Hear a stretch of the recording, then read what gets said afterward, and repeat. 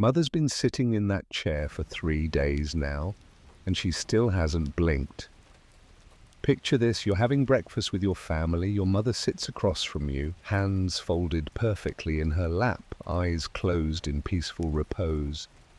The morning light streams through the window, catching the lace of her best dress. Your father adjusts her collar. Your sister combs her hair. Everything seems normal, except your mother has been dead since Tuesday. And everyone's acting like this is perfectly fine. Welcome to Victorian England 1865, not the Downton Abbey version with romantic balls and witty banter, not the Sherlock Holmes version with clever deductions and handsome cabs. The real Victorian England, where beauty and horror held hands and danced through coal-smoke streets, where progress and poison lived side by side in wallpapered rooms. You think you know the Victorians, top hats and tea time, empire and elegance. You don't. Beneath the surface, photographed corpses, jewelry made from the dead children fed opium to stop crying, and a belief that lavender handkerchiefs could protect you from sewage. Tonight, you're not just learning about the Victorians, you're becoming one. You'll wake up in their world, breathe their air, survive their daily horrors, and maybe, if you're lucky, you'll understand why they did the things they did. Before we step through the fog into 1865, take a moment. Hit that like button if you're ready for history that doesn't put you to sleep. Subscribe if you want more stories that make you grateful for modern life. Drop a comment telling me where you're listening from and what time it is. I guarantee someone out there is hearing this at 3 a.m. lying in the dark, wondering if they should check under their bed. Spoiler, you probably should. Now get comfortable. Dim the lights if you can.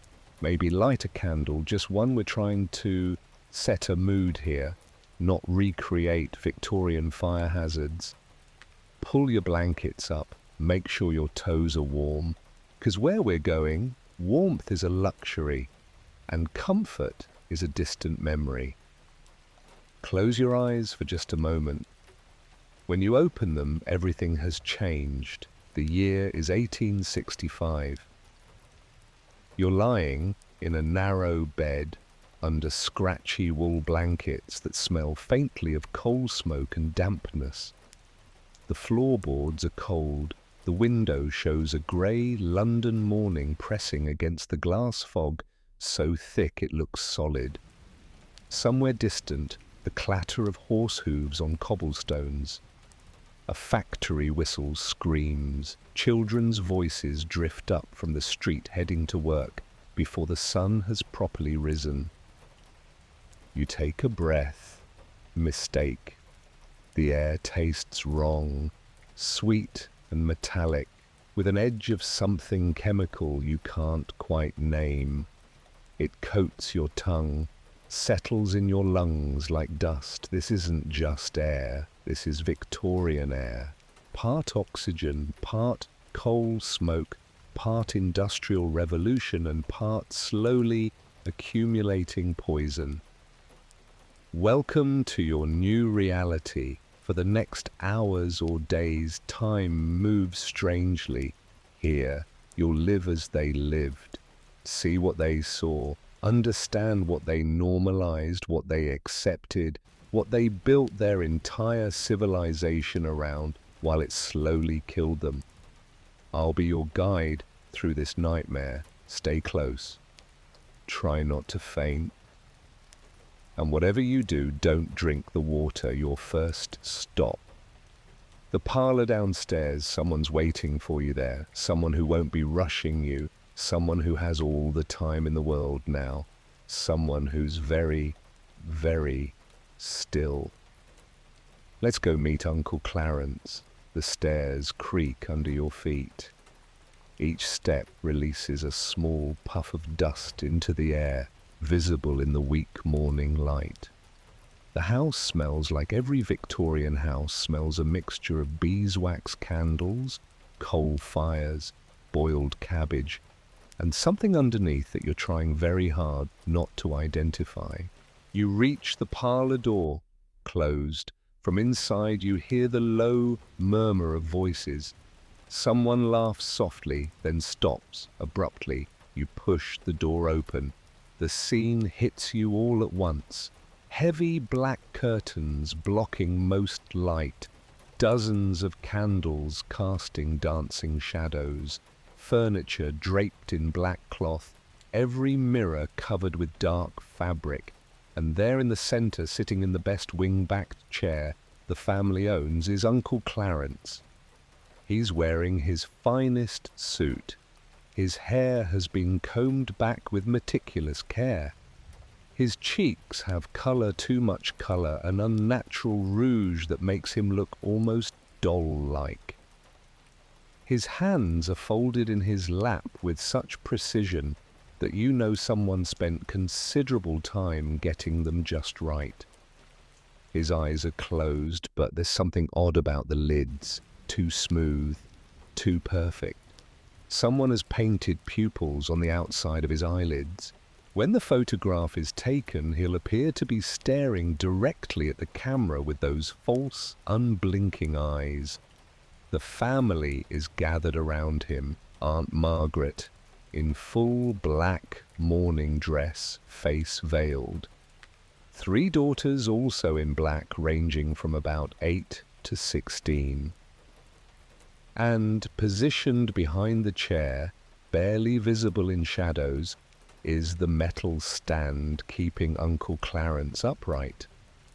Hidden beneath his jacket, but you can see the slight stiffness in his posture, the unnatural way he's sitting. He's not resting in that chair. He's being held there by wires and supports like a marionette waiting for strings to be pulled. The photographer is setting up. His camera is enormous, a wooden contraption that looks like a telescope married a suitcase and had a very awkward child. He's humming softly as he works a cheerful tune that seems wildly inappropriate. But this is his job. He does this every day. Uncle Clarence is just another client, one who won't complain about the lighting. "Ah, there you are," Aunt Margaret says, spotting you. Her voice is warm despite the circumstances. "Come in, we're almost ready. Thomas, move over. Make room by Uncle Clarence." You edge into the room reluctantly. The smell is stronger here, lavender fighting decay candles and flowers, and underneath it all, something sweet and wrong.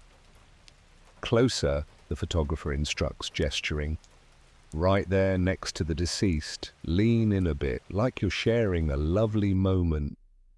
You move closer to Uncle Clarence. His face is waxy, the skin pulled tight over bones in a way that living skin never quite manages. You can see the subtle signs, slight discoloration around fingernails, the unnatural stillness of his chest, complete absence of any small movements that mark the living. No breathing, no blinking, no tiny shifts of weight or position. The family arranges themselves, Aunt Margaret on one side, you on the other. The daughters cluster behind, standing with perfect stillness that comes from having been photographed before. They know the drill. Don't move. Don't blink. Don't breathe if you can help it. "Everyone ready?" the photographer asks. "This is a long exposure, so hold very still. Think peaceful thoughts. We're capturing Uncle Clarence at his best." He removes the lens cap. Time slows. The room fills with anticipatory silence so complete you can hear the candles crackling. Everyone freezes. The living relatives hold their breath. Uncle Clarence does what he does best, absolutely nothing. You hold your breath. Your eyes start to water from not blinking. A fly lands on your hand, and you will yourself not to swat it away. Minutes pass. Your muscles ache from holding position. The youngest daughter makes a small sound, a stifled cough or maybe a sob. Beside you, Uncle Clarence remains perfectly still. Because Uncle Clarence is excellent at not moving. In fact, Uncle Clarence is the only person in this room who will come out of this photograph looking crisp and clear and absolutely perfect. The living will all be blurs, the dead will be in focus. Finally, the photographer replaces the lens cap. Excellent, that should do nicely. Everyone exhales at once. The daughters slump. Aunt Margaret dabs at her eyes with a black handkerchief. You step back from Uncle Clarence, trying not to stumble your legs stiff. The photographer begins packing his equipment. He'll develop the plate in his studio and return with finished photographs in a few days. The family will receive several copies, one for themselves, others to send to distant relatives who couldn't attend. Uncle Clarence will be preserved forever, looking peaceful and dignified, and significantly more photogenic than the blurry living people surrounding him. Thank you all, Aunt Margaret says softly. Clarence would have appreciated this. He always liked being the center of attention. Silence. Then the 8-year-old daughter speaks up, her voice small but clear. He looks nice, doesn't he? Like he's just sleeping. Everyone murmurs agreement. And the thing is, she's right. Uncle Clarence does look peaceful. The photographer has done his job well. In the photograph, he won't look dead. He'll look like a man resting, surrounded by family, captured in a moment of tranquility. This wasn't meant to be macabre. It was meant to be a gift, a final memory of someone loved, preserved before time and decay could steal their image forever. In an era before photography was commonplace, before everyone had cameras in their pockets, this was how you held on to the people you lost. You propped them up, painted their faces, closed their eyes, or painted new ones on top, and took one last picture. As you leave the parlour, you hear Aunt Margaret speaking quietly to the photographer about payment. The daughters begin removing black drapes from furniture, returning the room to something resembling normalcy. And Uncle Clarence remains in his chair, waiting. You step into the hallway and take a deep breath. Still wrong? Still tastes like wax and roses and something sweeter underneath. You need real air. London air. Which is its own kind of poison, but at least it's outdoor poison. The front door protests Victorian hinges, Victorian rust, as you push through into the morning fog. You nearly collide with a woman in deep purple. "Oh, do forgive me," she says, steadying herself. Then she stops, stares at your neck, smiles in a way that makes you uncomfortable. "What a beautiful necklace." Your hand goes to your throat. You weren't wearing a necklace when you went inside for the photograph. You're absolutely certain of that. But now resting against your collarbone is an intricate braided chain. It's beautiful, actually, delicate work, woven in a pattern that must have taken hours. The craftsmanship is remarkable. You reach up to touch it. The texture hits you immediately. Not metal, not silk, not anything that should be around your neck. Hair, human hair. Your fingers recoil, but the necklace is clasped securely. You can feel it now, the slight warmth of it, the softness that's too organic, too familiar. This isn't a material. This was part of someone. This grew on someone's head. "That's from Aunt Edith, isn't it?" another voice says. You turn to find one of Uncle Clarence's daughters, Charlotte, the middle one, about 13. "I helped make it. See the pattern grandmother taught me. Aunt Edith had such lovely hair, chestnut brown, with just a touch of red when the light hit it right." She says this the way someone might describe fabric samples. "Would you like to see our collection?" Charlotte asks, face bright with enthusiasm. "We have quite a lot."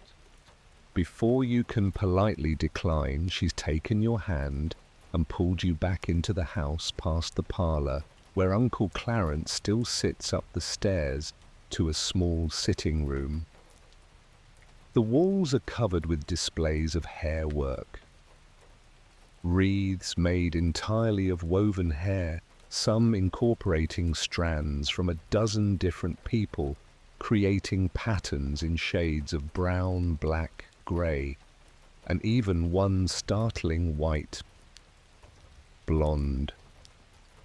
They're displayed in shadow boxes with labels underneath: the Pemberton family wreath 1849 to 1863. Inside each wreath are smaller labels identifying which strand came from whom. Grandmother, grandfather. Little Thomas died at 3. Margaret, Edward, Sarah. There are brooches, dozens of them, each containing a small coil of hair under glass. Some simple, others elaborate with hair woven into flowers or geometric patterns surrounded by black enamel and sometimes tiny seed pearls. There are rings, actual rings that someone wore daily, each with a small compartment containing a lock of hair. Charlotte slips one on to show you. "This was grandfather's. See? It opens here. That's his wife's hair. He wore it every day after she died for 23 years, until he died himself. Then they buried him with it." On a special table sits an album, leather-bound and clearly precious. Charlotte opens it carefully. Inside are pages of carefully mounted hair samples, each labelled with meticulous handwriting. Herbert Pemberton, born 1810, died 1852. Cause consumption. Little Anne, born 1845, died 1846. Cause fever. Thomas Pemberton Sr., born 1808, died 1859. Cause heart failure.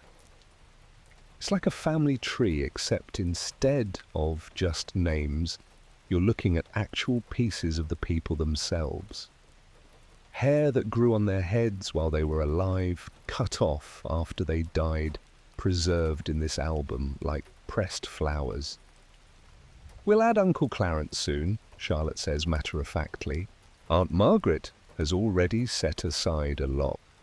We're thinking a bracelet for Mother and perhaps additions to the family wreath." She opens a cabinet.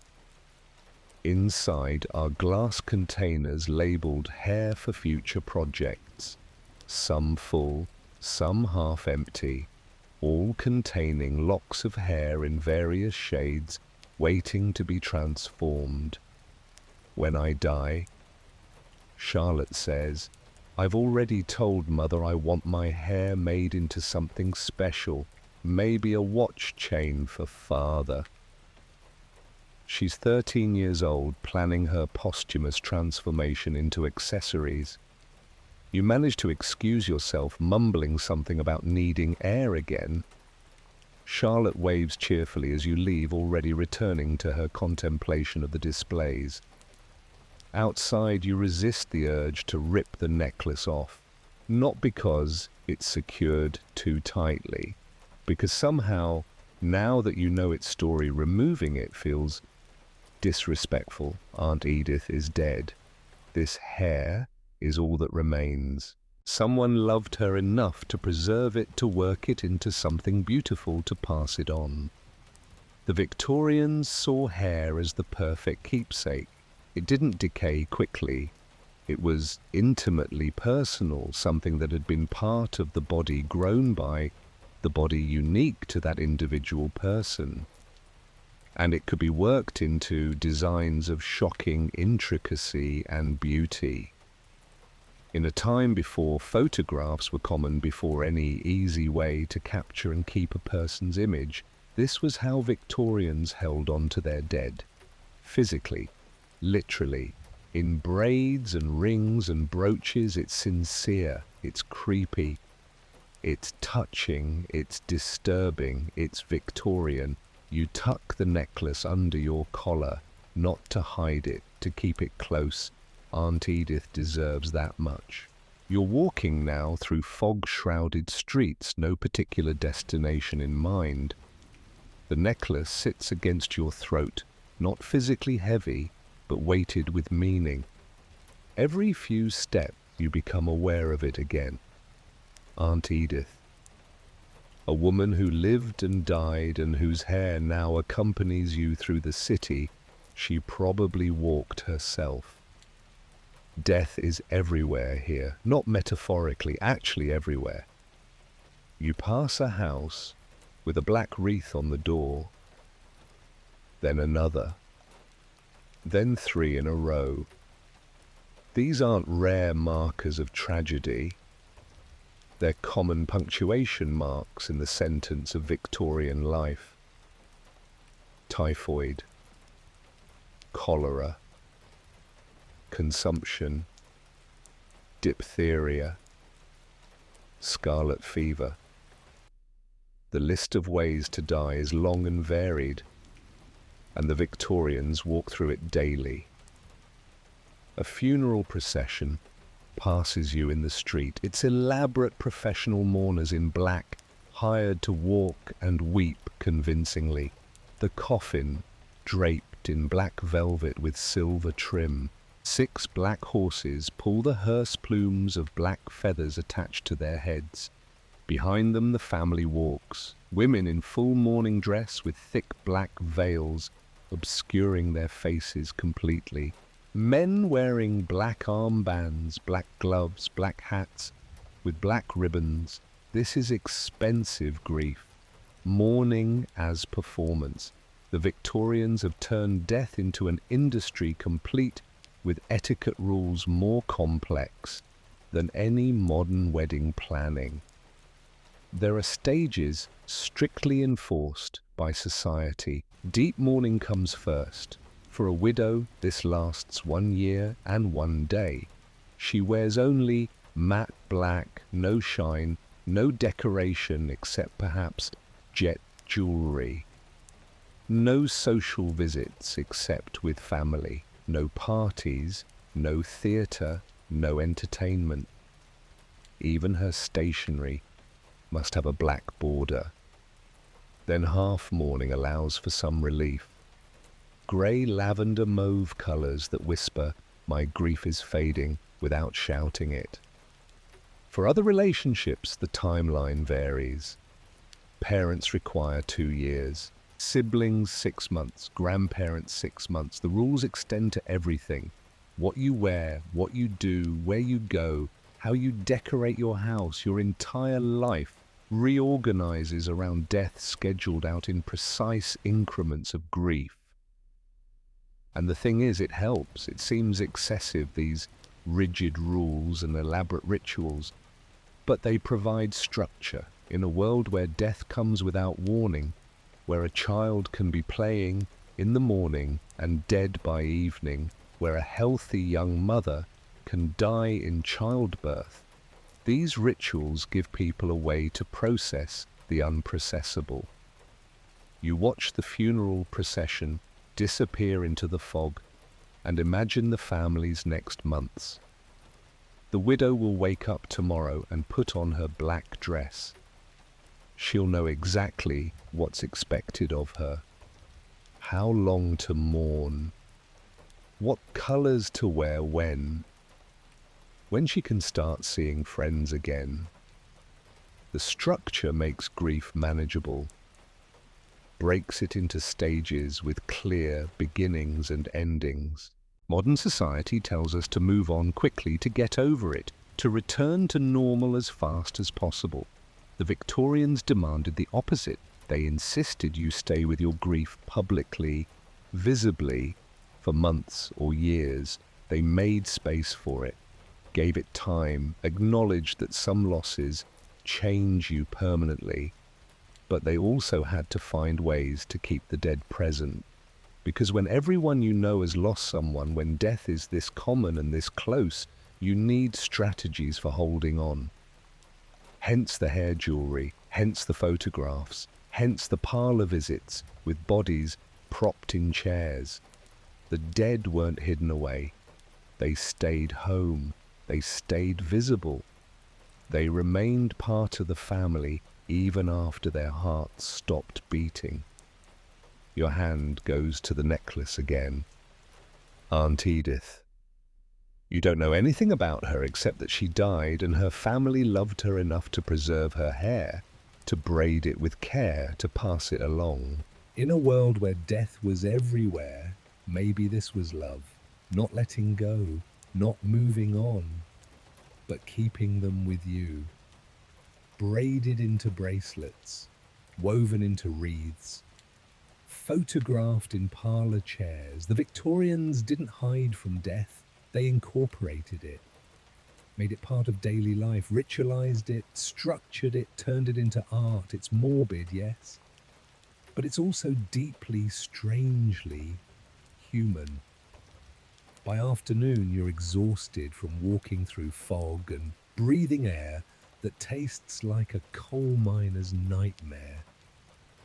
The landlady of your boarding house, Mrs. Weatherby, a cheerful, round woman in her 50s, shows you to your room with evident pride. "Best room in the house," she announces, throwing open the door. "Just had it redecorated last month. Isn't it lovely?" You step inside and stop. The room is beautiful, genuinely beautiful. The wallpaper glows in the afternoon light, filtering through the window, an intricate pattern of vines and flowers in the most gorgeous shade of emerald green you've ever seen. The colour is vibrant, almost luminous. Victorian wallpaper is usually dark and heavy, but this is different. This is modern, fashionable, the kind of wallpaper that announces the people who live here have money and taste. "Shields green," Mrs. Weatherby says, proudly running her hand over the wall. "All the best houses have it now. Cost me a pretty penny, but worth every farthing. Makes the room feel fresh, don't you think?" You're about to agree when she adds, almost as an afterthought, "Oh, and do try to keep the windows closed at night. The wallpaper can release a bit of dust when the air gets damp. Nothing to worry about, of course. Just a bit of irritation to the throat sometimes.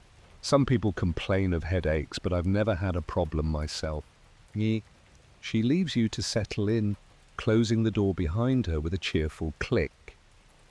You stand in the middle of the room and look at the walls again.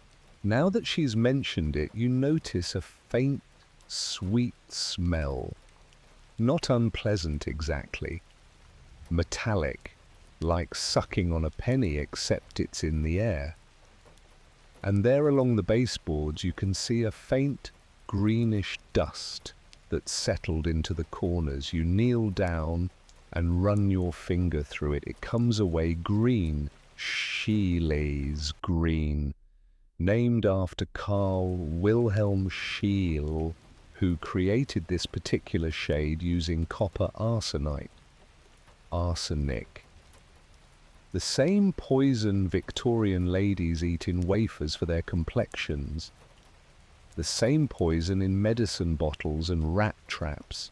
Now it's on the walls in the prettiest colour imaginable, slowly releasing toxic vapour every time the air gets humid.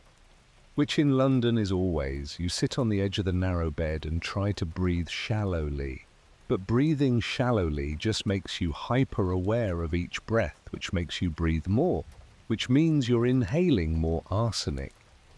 Victorian homes are perfect environments for arsenic wallpaper to do its worst. Damp, constantly, eternally damp. Rain seeps through windows. Fog condenses on walls. The Thames throws moisture into the air like a generous drunk tossing coins. And when arsenic wallpaper gets damp, it releases arsenic trioxide into the air as vapor or dust. Microscopic particles floating around the room just waiting to be breathed in. The symptoms start subtle. Headaches, nausea, strange tingling in your fingers and toes. Victorian doctors blame it on nerves or weak constitutions or bad air miasma, their favorite explanation for everything. They prescribe bed rest in the very room that's poisoning you. They recommend keeping windows closed to keep out the bad air, which just traps the arsenic vapor inside. They suggest tonics that often contain more arsenic. The cure makes it worse. Children are especially vulnerable. Smaller bodies, faster metabolisms, more time spent playing on floors where arsenic dust collects. Nurseries across Victorian England are decorated in cheerful Shields green. Parents think they're giving their babies beautiful rooms. They're actually creating gas chambers. You get up and approach the wall looking more closely. The pattern really is beautiful, delicate vines, tiny flowers, leaves so detailed you can almost see the veins. Some craftsman somewhere designed this with care. Some factory produced it by the roll. Some salesman marketed it as the latest fashion. Some family saved up money to afford it, proud to have something so modern and lovely in their home. And it's killing them. Slowly, yes, not all at once like drinking straight arsenic would, but day by day, breath by breath, their bodies are accumulating poison. Hair falls out, skin develops lesions, stomachs reject food, hands tremble, and the doctors shake their heads and talk about poor constitutions and delicate nerves, and perhaps the lady of the house needs more fresh air and less excitement. Never have you considered that your walls are poisoning you? There were warnings. As early as the 1850s, people suspected Sheila's green wallpaper might be dangerous. In 1862, Dr. Greenhow published research showing clear links between arsenic wallpaper and illness. Newspapers ran articles, concerned citizens wrote letters, and people kept buying it. Because it was beautiful, because it was fashionable, because all the best houses had it. Because if you removed your expensive new wallpaper based on some doctor's theory, you'd look foolish and wasteful. Because Victorian society valued appearance over safety, status over health. The arsenic wasn't just in wallpaper, it was everywhere. In the green fabric of ball gowns, women literally dancing in poison, the dye rubbing off on their skin with each waltz. In artificial flowers decorating hats. In children's toys, in book covers, in Christmas decorations. A Victorian Christmas cake might be decorated with arsenical green icing, and people knew on some level. Arsenic was used as rat poison. It was a well-known method of murder. Victorian newspapers were full of arsenic poisoning trials. The public was aware that arsenic was deadly. They just couldn't quite believe that the beautiful green wallpaper in their parlour was the same thing as the rat poison in their cellar. You lie back on the bed, staring up at the ceiling. It's also wallpapered in Sheila's green. You're literally surrounded by poison on all sides. You try breathing through your mouth instead of your nose. Doesn't help. The air tastes sweet and wrong. Mrs. Weatherby's voice echoes in your memory. Nothing to worry about. You think about opening the window, but the air outside isn't much better. London fog is its own cocktail of poisons. Coal smoke, industrial emissions, God knows what else. You're trading arsenic for sulfur dioxide and particulate matter. Pick your poison, literally. Night falls, the room gets darker, the wallpaper seems to glow slightly in the candlelight, that gorgeous green, shimmering like something alive. You imagine you can see it releasing vapor, little invisible clouds of poison drifting through the air like malevolent ghosts. You try to sleep, can't. Every breath feels like a decision. Every headache might be the beginning of arsenical poisoning. The room is beautiful, the room is modern, the room is fashionable, the room is trying to kill you. And this is normal, this is what people live with, this is what they pay extra for. This is progress and prosperity and keeping up with the latest styles. Welcome to Victorian interior design, where every room is a subtle experiment in how much poison the human body can tolerate before it stops cooperating. You pull the blanket up over your nose and mouth like that will help. It won't. The arsenic is in the air on the surfaces, embedded in the very walls. There's no escaping it except by leaving, but this is the best room in the house. Mrs. Weatherby said so herself. Morning comes eventually, though you're not sure you actually slept or just lay unconscious for a few hours. While your body processed arsenic, your head pounds, your mouth tastes metallic, your fingers tingle slightly when you flex them. Classic arsenic poisoning symptoms, or maybe just anxiety and poor sleep. Hard to tell. Downstairs, Mrs. Weatherby has prepared breakfast for her lodgers. You join 3 other women at the table, all young, all unmarried, all living in the boarding house, while they work as shop girls or governesses. They're chatting cheerfully about fashion and theatre and the latest instalment of a novel being serialized in the newspaper. What strikes you immediately is their skin. They're all pale, not just light-skinned pale, translucent pale, porcelain pale, the kind of pale that suggests the person hasn't seen sunlight in months and possibly hasn't eaten enough iron-rich foods and might actually be ill. To Victorian eyes, they're beautiful. You look flushed, one of them says to you with concern. Are you feeling well? You touch your own face. It feels normal to you, but compared to theirs, you probably look practically sunburned. I have just the thing. Another one says, her name is Elizabeth, about 20, with that same translucent skin and dark circles under her eyes that somehow look fashionable on her. She reaches into her reticule and produces a small cardboard box. Dr. Mackenzie's arsenic complexion wafers, for a flawless complexion and that coveted alabaster glow. Just 2 wafers daily with meals. She shakes a few into her palm. They look like ordinary crackers, maybe a bit chalkier. She offers you one. You stare at it. Oh, don't worry, Thermo, Elizabeth says, mistaking your hesitation. I have plenty. They're quite affordable, actually, much cheaper than face creams, and they work from within. That's the key, you see. These work on your whole system. She places one on her tongue and swallows it with her morning tea, as casually as someone taking a vitamin. The other women nod in agreement. I've been taking them for 6 months, one says. My complexion has improved remarkably. I used to have such rough, ruddy skin. Now look. She turns her face toward you. Her skin is indeed smooth and pale, with that slightly waxy quality that you're starting to recognize as low-level arsenic poisoning. The key is consistency, Elizabeth continues. You must take them daily.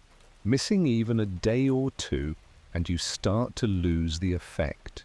Your natural colouring comes back, and then you have to build up the arsenic in your system again. Build up the arsenic in your system. She says this like it's a good thing. And in a way, it is the way the Victorians understand beauty. The ideal is to look wealthy, which means looking like you never have to go outside and work. No sun exposure, no ruddy cheeks from physical labor, no freckles from walking to market, pure, untouched porcelain perfection. To achieve this, Victorian women have an arsenal of beauty products that read like a poison control centre's nightmare list. Elizabeth explains her morning routine with the enthusiasm of someone sharing skincare tips. First, I wash with ammonia water. It strips away all the natural oils and any discoloration. Then I apply lead-based powder, gives such a perfect white finish. If my eyebrows look too light, I darken them with mercury cream.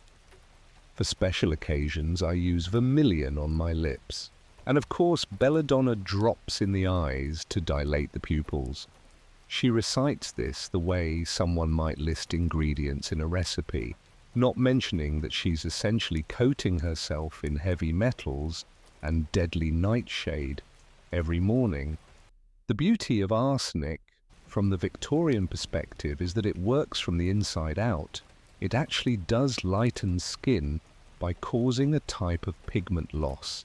It creates that coveted translucent quality by slightly thinning the blood and reducing circulation to the skin. It gives the eyes a certain sparkle, which is probably the sparkle of low-grade poisoning, but looks attractive in candlelight. The problem with arsenic is that it's cumulative. Your body can't efficiently eliminate it. Every wafer you swallow every day adds to the total amount in your system. Eventually you reach a threshold and your body starts to rebel.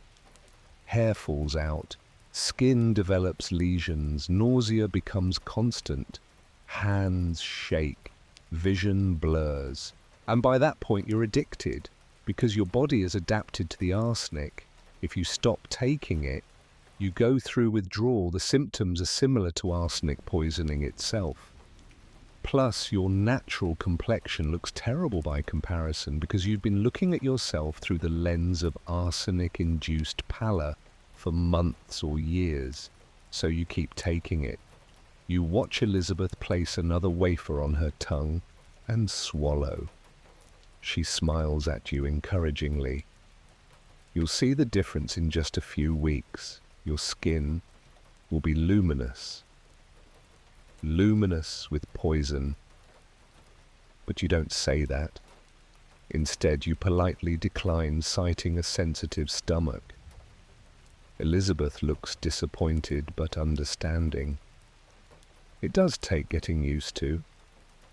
I felt a bit ill the first few days, but you adjust. The body is remarkably adaptable. Yes, you think.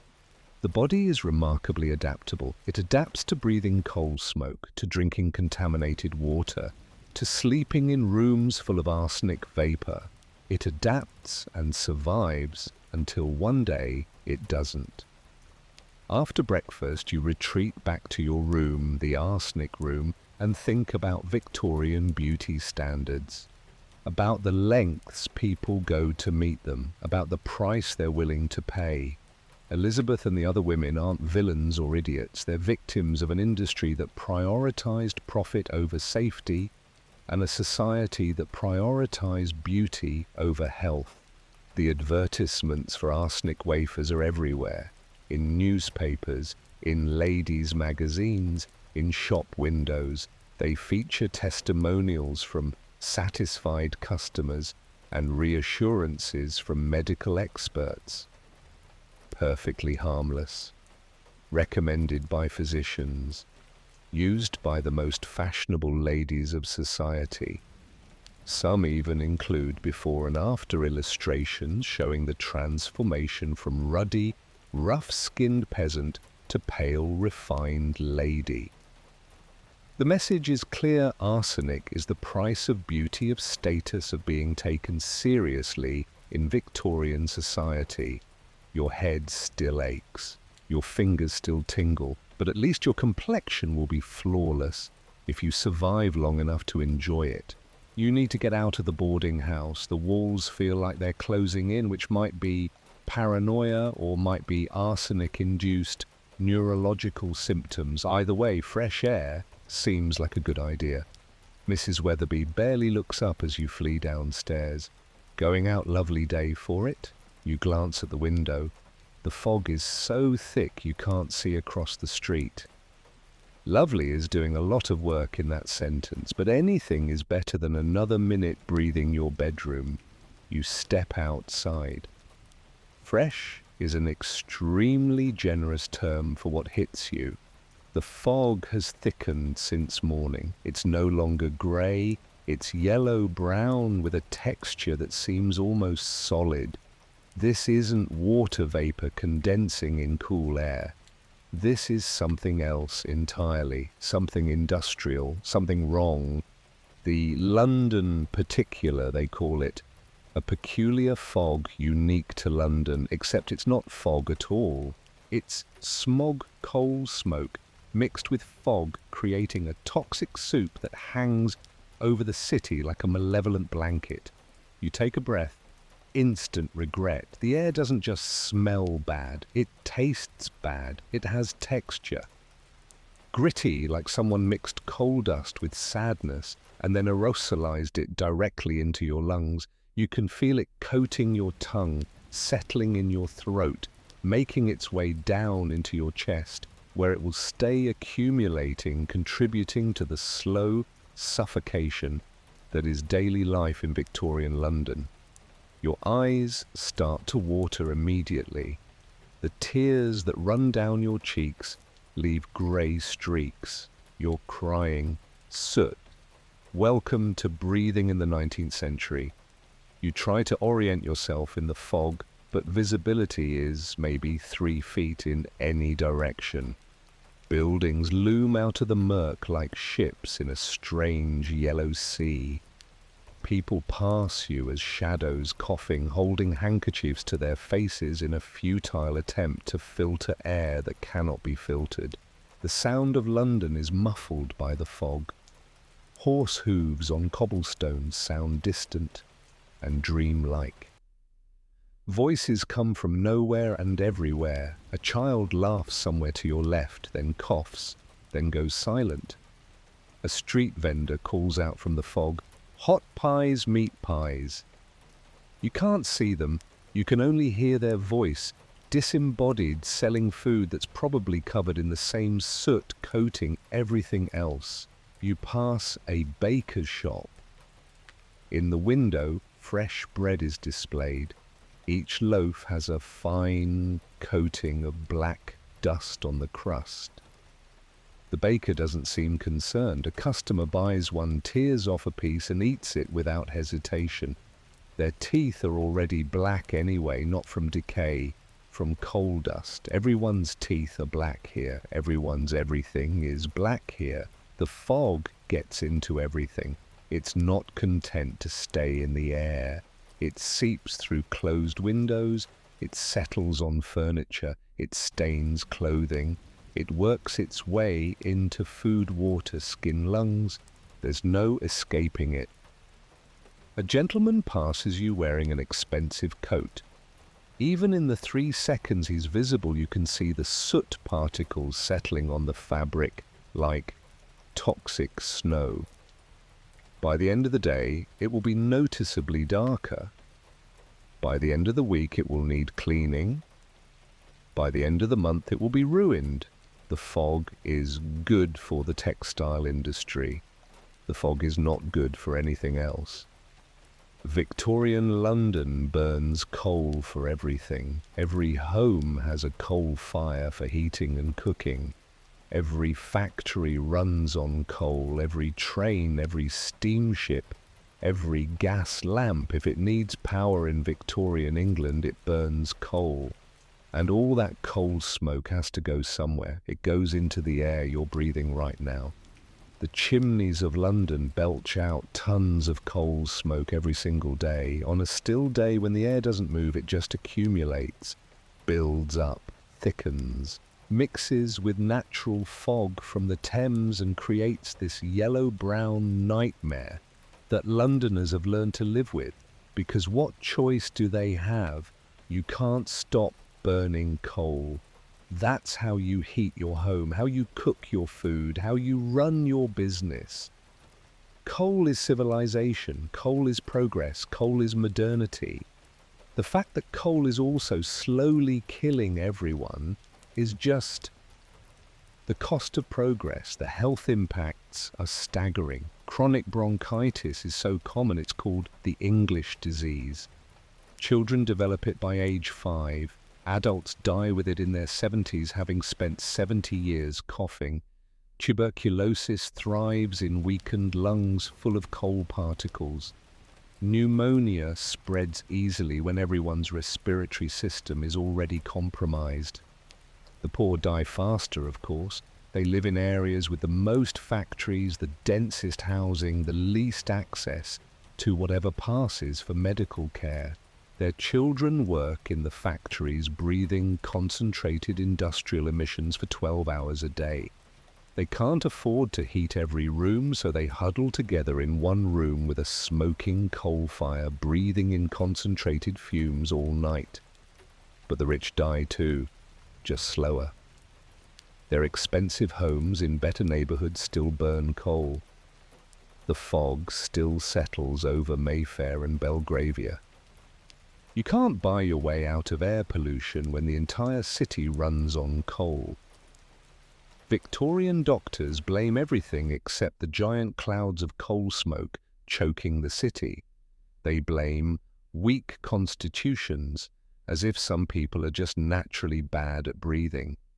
They blame excessive moisture from the fog, which is half coal smoke. They blame miasma from the Thames, which is disgusting, but not the main problem. Never perhaps burning thousands of tons of coal daily in a densely populated city is creating a toxic atmospheric catastrophe. That would be too simple. A bus trundles past you in the fog, its outline barely visible. The horses pulling it are coughing. Actual horses coughing, which should tell you something about the air quality. The passengers inside are just shapes in windows, all holding handkerchiefs to their faces. You try breathing through your nose, bad idea, the particles feel sharp and wrong. You try breathing through your mouth, worse idea, now you can taste it more. You try shallow breaths. That just makes you hyper-aware of each breath, which makes you breathe more frequently. There's no winning strategy here. A woman walks past with a small child, maybe 4 years old. The child is coughing deep, rattling coughs that sound like they're coming from a 70-year-old coal miner. The mother pats their back, absently, not concerned. This is normal. This is just childhood in London. You develop a cough by age 4 and keep it until you die. You pass a group of children playing in the street, running through the fog. Their laughter is punctuated by coughing fits. They don't seem bothered. They've never known air. That doesn't taste like coal. This is what air is supposed to be like. A street vendor selling flowers appears out of the fog.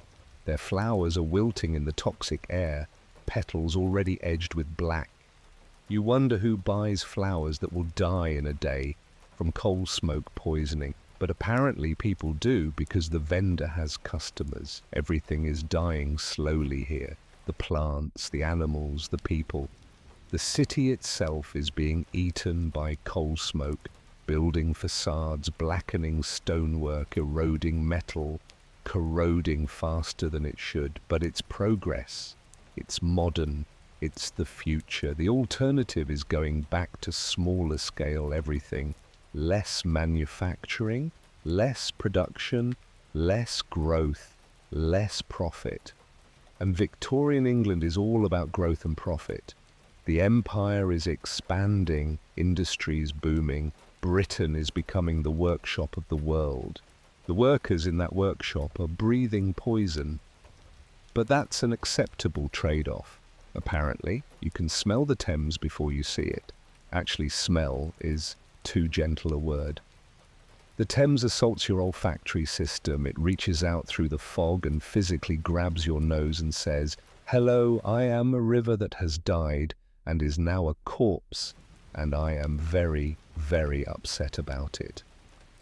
You're still 50 yards from the riverbank when the smell hits. It's not one smell, it's layers, sewage, human waste from 2 million people, dead animals, horses, dogs, cats, rats. When an animal dies in Victorian London, the easiest disposal method is throw it in the Thames. Industrial waste factories dump their byproducts directly into the water. Chemical dyes, heavy metals, acids, whatever's left over. Slaughterhouse runoff, blood guts, bits of animals all flowing into the river. And sometimes human bodies, the poor who can't afford burial. Suicides, murder victims, they all end up in the Thames eventually. You finally reach the riverbank and look at the water. It's not a colour that water should be. Brown, grey, black, green, shimmering with an oily iridescence. The surface is partially covered with a scum that shifts and bubbles as gases from decomposition rise from the depths. Things float in it. You don't look too closely at what things. A boat drifts past in the fog. The boatman has a cloth tied over his nose and mouth. It won't help much, but you understand the impulse. He's rowing quickly, wanting to spend as little time as possible on these waters. You don't blame him. The Thames wasn't always like this. A century ago, it was clean enough to fish in, swim in, drink from. But Victorian London has grown too fast, too big, with no plan for handling the waste of 2 million people living in close proximity. The old system was cesspits, holes in the ground where waste accumulated until they were full. Then night soil men came to empty them. This worked fine when London was smaller. It doesn't work at all now. Cesspits overflow, they leak into groundwater, they collapse sometimes, taking houses down with them, and they all eventually drain into the Thames. Some houses have newer water closets, early toilets. This seems like progress until you realise they flush directly into the Thames. Upper-class Victorians are literally shitting into the same river that lower-class Victorians draw their drinking water from. The water companies pump Thames water, run it through basic filtration, basically just settling tanks that remove the biggest chunks and pipe it to houses across London. People drink it, cook with it, wash with it, and then they get cholera. Cholera is a waterborne disease. Dr. John Snow proved this in 1854 by tracing an outbreak to a specific water pump contaminated with sewage. He removed the pump handle. The outbreak stopped. Case closed. Except Victorian authorities didn't believe him. They believed in miasma theory, the idea that disease comes from bad air, not bad water. The smell of the Thames was terrible, therefore the smell was the problem. The solution, they decided, was to ignore the smell. In 1858, it became impossible to ignore. That summer was hot, unusually hot. The Thames water level dropped. The sewage concentrated. The smell became so overwhelming that Parliament, whose windows overlooked the river, had to soak their curtains in chloride of lime just to be in the building. They called it the Great Stink. Parliament seriously considered moving the seat of government out of London entirely because the smell was so unbearable. Newspapers ran articles about the crisis. Cartoonists drew pictures of Father Thames as a diseased, polluted monster. And finally they authorised the construction of a proper sewer system. Joseph Bazalgette designed it. Miles and miles of underground sewers intercepting waste before it reached the Thames, carrying it downstream to treatment facilities. It was an engineering marvel. It saved countless lives. It also took years to build. Right now, in 1865, you're standing on the banks of a river that's still an open sewer. Construction has started but won't be complete for another decade. So for now, Londoners are still drinking water pumped from this toxic soup. A dead dog floats past, you turn away. Victorian London is poisoning itself from every direction at once. Arsenic in the walls, coal smoke in the air, sewage in the water, and everyone just living with it, because what choice do they have? Dawn comes too early, as it always does. You're awakened by sounds from the street, not birds or church bells, but the shuffle of small feet on cobblestones. Dozens of them, maybe hundreds. You go to the window and look out through the fog. Children are streaming through the streets. Ages 5 to 14, maybe older. Hard to tell when malnutrition has stunted their growth. They're heading to the factories before the sun has fully risen, walking quickly through the cold morning air in clothes too thin for the weather. You follow them. The textile mill looms out of the fog like something from a nightmare. Massive brick walls blackened by coal smoke. Windows glowing yellow from within. The sound hits you before you even reach the door. Machinery roaring, a constant overwhelming thunder that makes conversation impossible and thought difficult. You follow a group of children inside. The noise explodes around you. Hundreds of mechanical looms running at full speed, creating a sound that's not just loud, but physically painful. The air is thick with cotton fibers, so dense you can see them floating like snow in the lamplight. Breathing means inhaling them, speaking means getting them in your mouth. The children move through this like it's normal. Because it is normal, this is their life. A small boy approaches you, maybe 8 years old, stick-thin, with fingers wrapped in dirty bandages. His name is Thomas. "First day," he shouts over the machinery. His voice is hoarse, damaged from screaming over the noise for hours every day. You nod. "It's not so bad once you get used to it," he yells. "First week's the hardest. You'll probably faint a few times from the heat. Everyone does, and the cotton dust makes you cough blood for a while, but that stops eventually." He says this the way someone might warn you about a slippery step. "Watch me," he continues. "I'll show you the work." He approaches one of the massive looms. It's running at full speed, threads whipping back and forth, so fast they blur.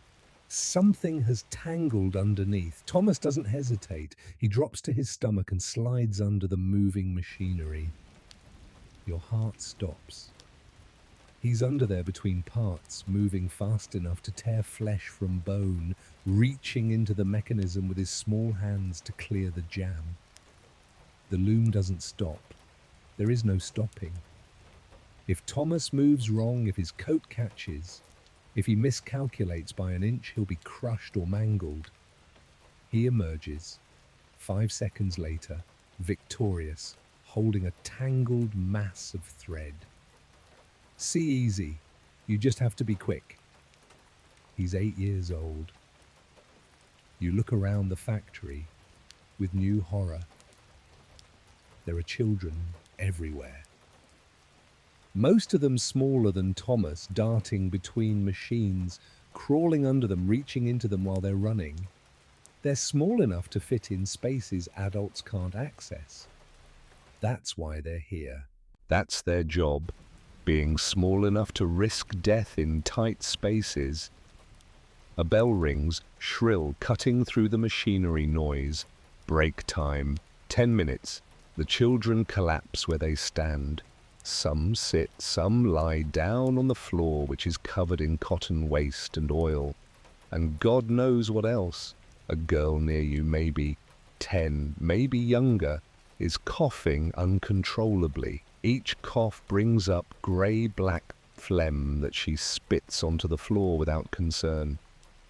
"That's Mary," Thomas says, following your gaze. She's been here 3 years, started when she was 6. The cough's been bad this winter. Mary catches you looking and smiles. She's missing several teeth. The ones remaining are stained nearly black. You get used to it, she calls, over echoing Thomas's earlier reassurance. Then she goes back to coughing. The overseer walks the floor, a hard man with a leather strap hanging from his belt. He's not cruel by Victorian standards.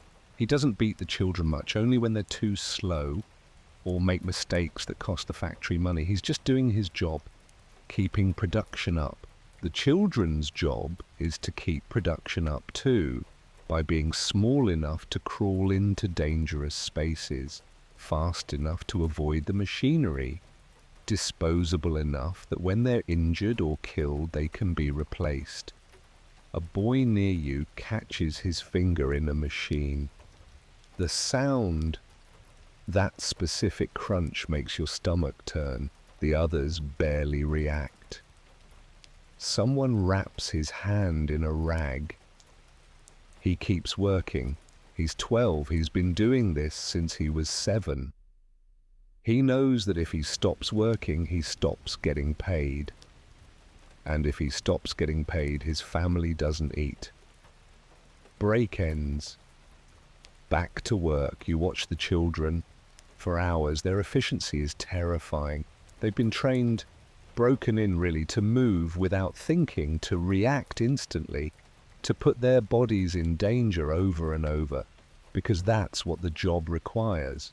The shift ends after 12 hours. The children file out into the early evening darkness. Most will be back in 14 hours to do it again. Some go to second jobs. Night work pays more. Some go home to parents who are also working 12-hour days. Some have no parents and sleep in the factory itself in corners between the machines. Thomas waves goodbye to you cheerfully. His bandaged fingers leave small bloodstains on his sleeve. "See you tomorrow," he calls.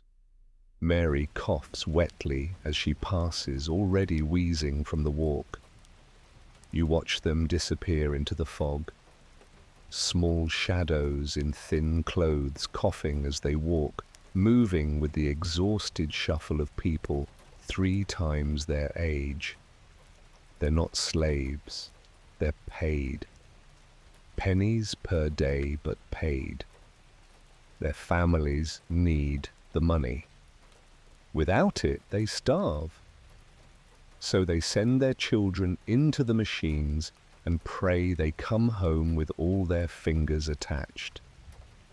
The Victorians justify this. It builds character. Idleness is worse for children than work. They're learning valuable skills. Their families need the income. They're small, perfect for the work. Never mind that the reason families need children's income is because adult wages are kept deliberately low. Never mind that the valuable skills are how to avoid being killed by machinery. Never mind that children are dying of lung disease and crush injuries and exhaustion. The factories are profitable, that's what matters. Victorian Britain is becoming wealthy on the backs of children who will never see their 30th birthday. You walk away from the factory as the gas lamps are being lit. Behind you, the machinery roars on. The night shift is starting. More children filing in. Younger ones, often night work pays a bit more, so families send their smallest children, the ones too young for the day shift.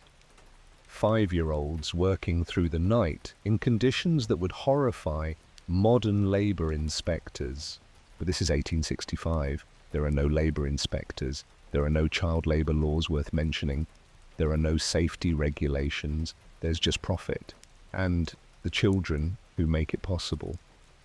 The next morning, you encounter a different kind of child labour. You're walking through a wealthy neighbourhood, large townhouses, well-maintained streets, the kind of area where arsenic wallpaper is a status symbol. when you see a small crowd gathered outside one of the homes. A master sweep has arrived with his apprentices, 2 boys, ages 6 and 8, standing beside a cart full of brushes and ropes and soot-covered canvas bags. The younger one is Edmund. He's tiny, even for 6. Thin in a way that suggests careful malnutrition rather than poverty. Some masters keep their apprentices deliberately underfed so they stay small enough to fit up chimneys. You watch as the homeowner, a well-dressed gentleman with mutton chop whiskers, discusses the job with the master sweep. 3 chimneys need cleaning. The gentleman wants them done quickly and cheaply. The master sweep assures him his boys are the fastest in London. Edmund stands very still, looking up at the house. The chimneys are visible from here, tall and narrow, smoking gently in the morning air. The master sweep calls him over. "You'll take the nursery chimney. It's a tight one. Haven't had it swept in 6 months, so there'll be build-up. Work your way up, brush as you go. Don't get stuck." "Don't get stuck," said casually, like it's a minor concern, rather than a very real possibility that ends with suffocation in absolute darkness. Edmund nods. He doesn't speak. You'll learn later that he doesn't speak much anymore.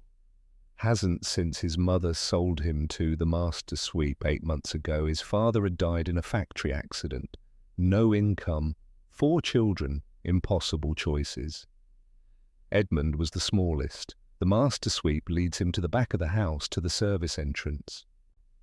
You follow, drawn by horrible fascination.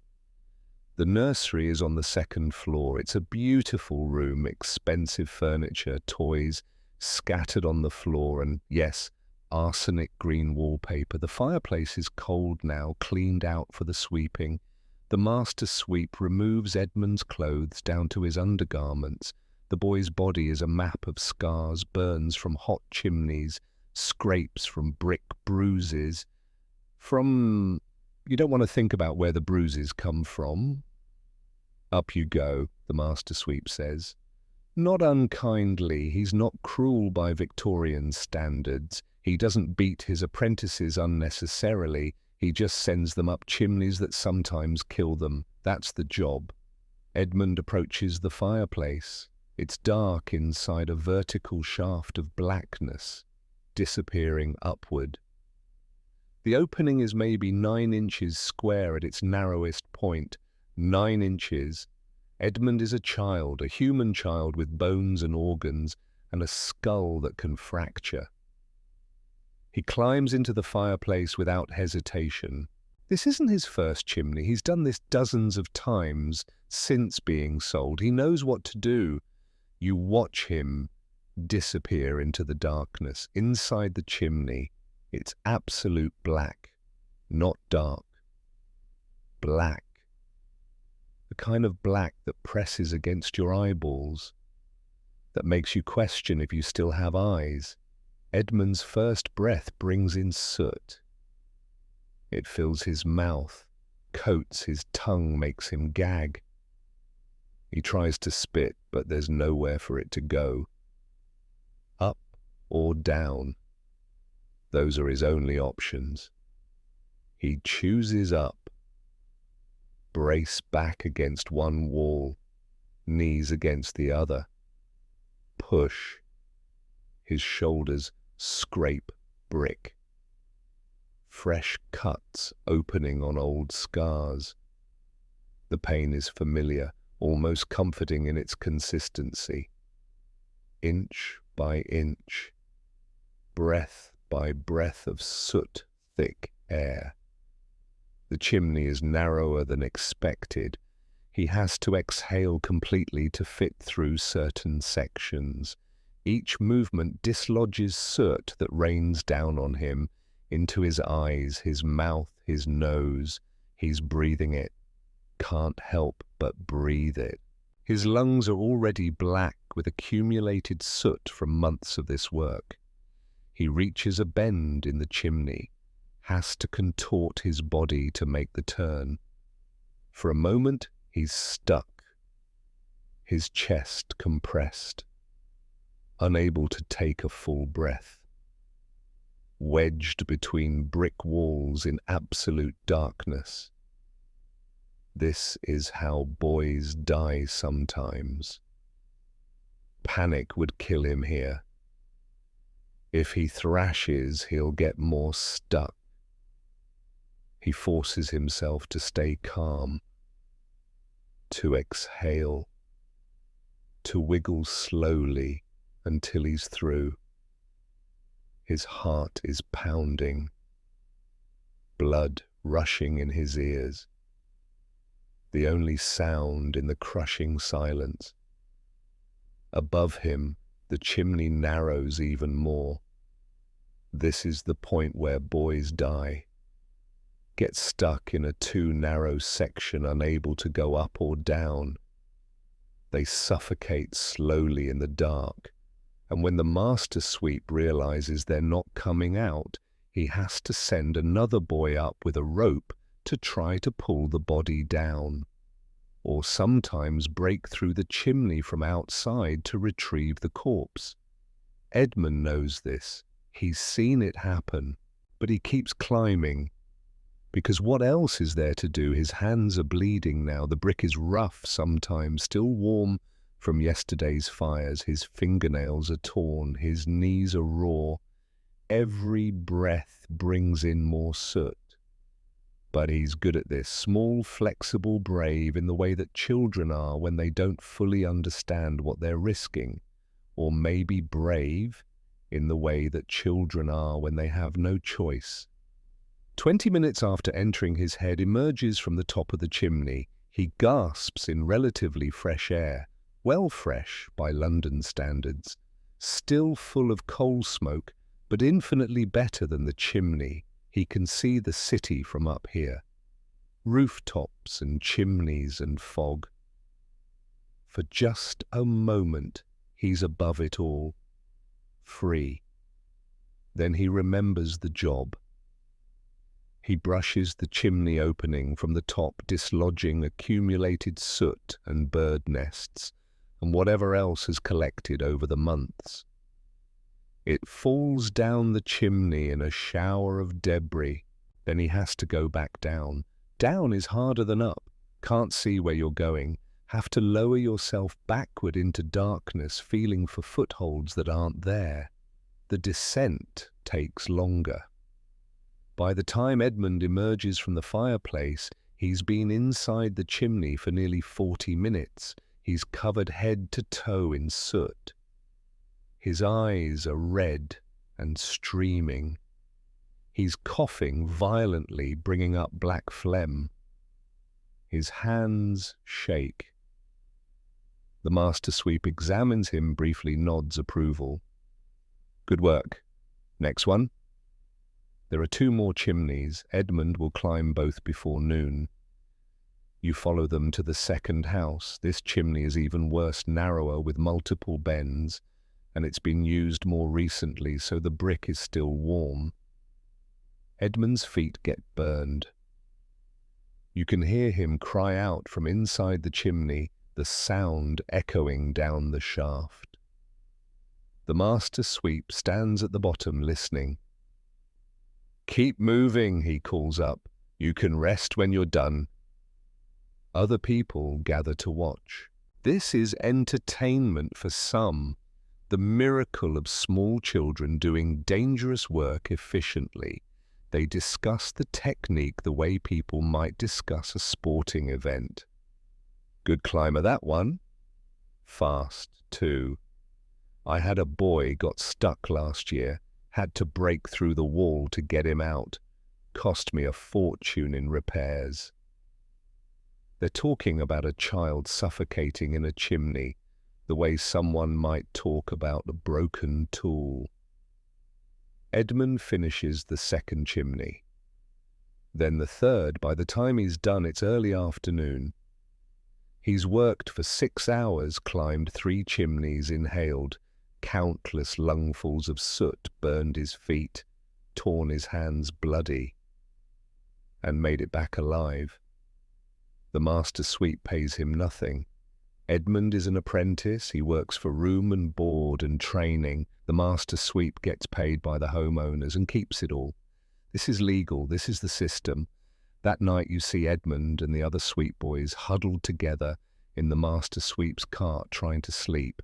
They're still covered in soot. Water is expensive, and washing only matters if you're going to get clean again, which they won't, because tomorrow they'll be back in the chimneys. They're children. They should be playing, learning, growing. Instead, they're being used as human brushes sent into spaces too small and too dangerous for adults because their small size makes them profitable.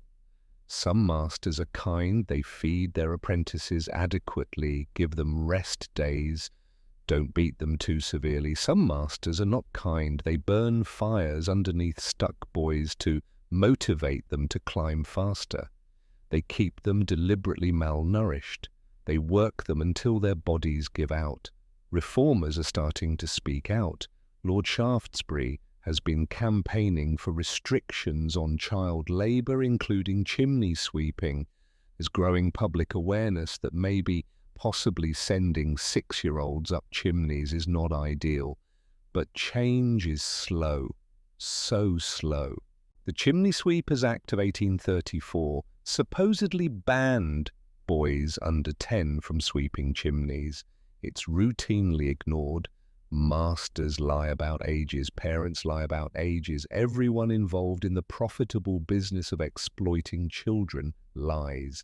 A new law is coming. You know this from history books, that will finally actually seriously ban child chimney sweeps. It will pass in 1875, 10 years from now. Edmund is 6 now. He probably won't make it to 16. You watch him sleep curled up in the cart, still covered in soot, and you think about all the Edmunds throughout Victorian England, the children in the factories, the mines, the workshops, the children selling matches dipped in phosphorus that will rot their jaws, the children hauling coal, the children working as scullery maids for 20 hours a day. They're not statistics in Victorian England. They're everywhere. Small shadows working at the edges of prosperity, making it possible for the middle and upper classes to enjoy cheap goods and clean chimneys and comfortable lives. The Victorians will eventually decide this is wrong, but not yet. Not for years yet. For now, Edmund will climb chimneys. For now, that's just what children do. Evening has fallen, or what passes for evening in London, where fog and coal smoke make it difficult to distinguish afternoon from night. Mrs. Weatherby corners you in the boarding house hallway, her face bright with excitement. Oh, wonderful you're here. We're having a séance tonight. Madame Esmeralda is coming. You simply must join us. This is not a request. Within the hour you find yourself in the parlour. Every window is covered with heavy black curtains, blocking out what little light might have penetrated the fog. Candles cover every available surface. The mantel, side tables, windowsills casting dancing shadows that make the wallpaper, yes, still arsenic green, seem to writhe. The air is thick with incense, something floral and cloying that's probably meant to evoke mystery but mostly makes you want to sneeze. Under the incense is the smell of too many people in a room with poor ventilation, mixed with coal fire smoke, and the arsenic wallpaper releasing its nightly poison. The other lodgers are already seated around a circular table draped with black lace. Elizabeth still pale from her arsenic wafers. The other 2 shop girls, Mrs. Weatherby herself, and several neighbours invited specifically for the séance. Everyone is dressed formally as if this were a dinner party rather than an attempt to chat with the dead. Madame Esmeralda arrives fashionably late. She's younger than you expected, maybe 35, but doing her best to project otherworldly wisdom. She's draped in so much black lace that she looks like a moving curtain. Her eyes are heavily lined with kohl. Her fingers glitter with rings jet, mostly the black stone appropriate for mourning. "Good evening," she says in a voice pitched low and dramatic. "The veil between worlds is thin tonight. I can feel the spirits gathering already." Everyone murmurs appreciatively. You recognize Madame Esmeralda's accent as working-class London underneath the theatrical effect. Her real name is probably Margaret. From Kent, maybe, or Essex. But tonight she's Madame Esmeralda, medium extraordinaire. And everyone is playing along because they want to believe. Because they need to believe. "Please join hands," she instructs, taking her place at the head of the table. "We must form an unbroken circle. The spirits require connection." You take the hands of the people on either side of you. One is Elizabeth, her palm cold and slightly damp. The other is a middle-aged woman you haven't met, her grip almost painfully tight. The candles are dimmed. The room gets darker. Madame Esmeralda begins. "Spirits of the beyond, we call to you. Those who have passed from this world to the next, we invite you to make your presence known. We mean you no harm. We wish only to communicate to receive whatever messages you might have for those gathered here." Her voice has dropped to something below a whisper. Something that makes you lean in even though every instinct says to lean away. It's a practice technique, this voice. Drawing people in, making them complicit in their own manipulation. Silence settles over the room, the kind of silence that makes you hyper-aware of every small sound. Someone's breath, the settling of the house, the distant sound of a horse in the street outside. Then knock. Everyone jumps except Madame Esmeralda. She smiles slightly, as if greeting an expected guest. "The spirits are with us," she announces. The knocking comes again. 3 sharp raps that seem to come from under the table. In the darkness, you can't see exactly what's causing it. Is it Madame Esmeralda's foot? An accomplice under the floor? A mechanical device? Or is it genuinely unexplainable? The woman holding your right hand gasps. "Is it Mother?" she asks, her voice trembling. "Mother, is that you?" Madame Esmeralda tilts her head as if listening to something the rest of you can't hear. The spirit wishes to communicate. 1 knock for yes, 2 for no. "Spirit, are you the mother of Mrs. Thompson?" Knock. Mrs. Thompson begins crying immediately. "Mother, oh mother, I've missed you so. Are you at peace?" Knock. "Is father with you?" Knock. "Are you watching over us?" Knock. The interrogation continues. Simple yes or no questions answered by a knocking sound that could be anything. But it doesn't matter what's causing it.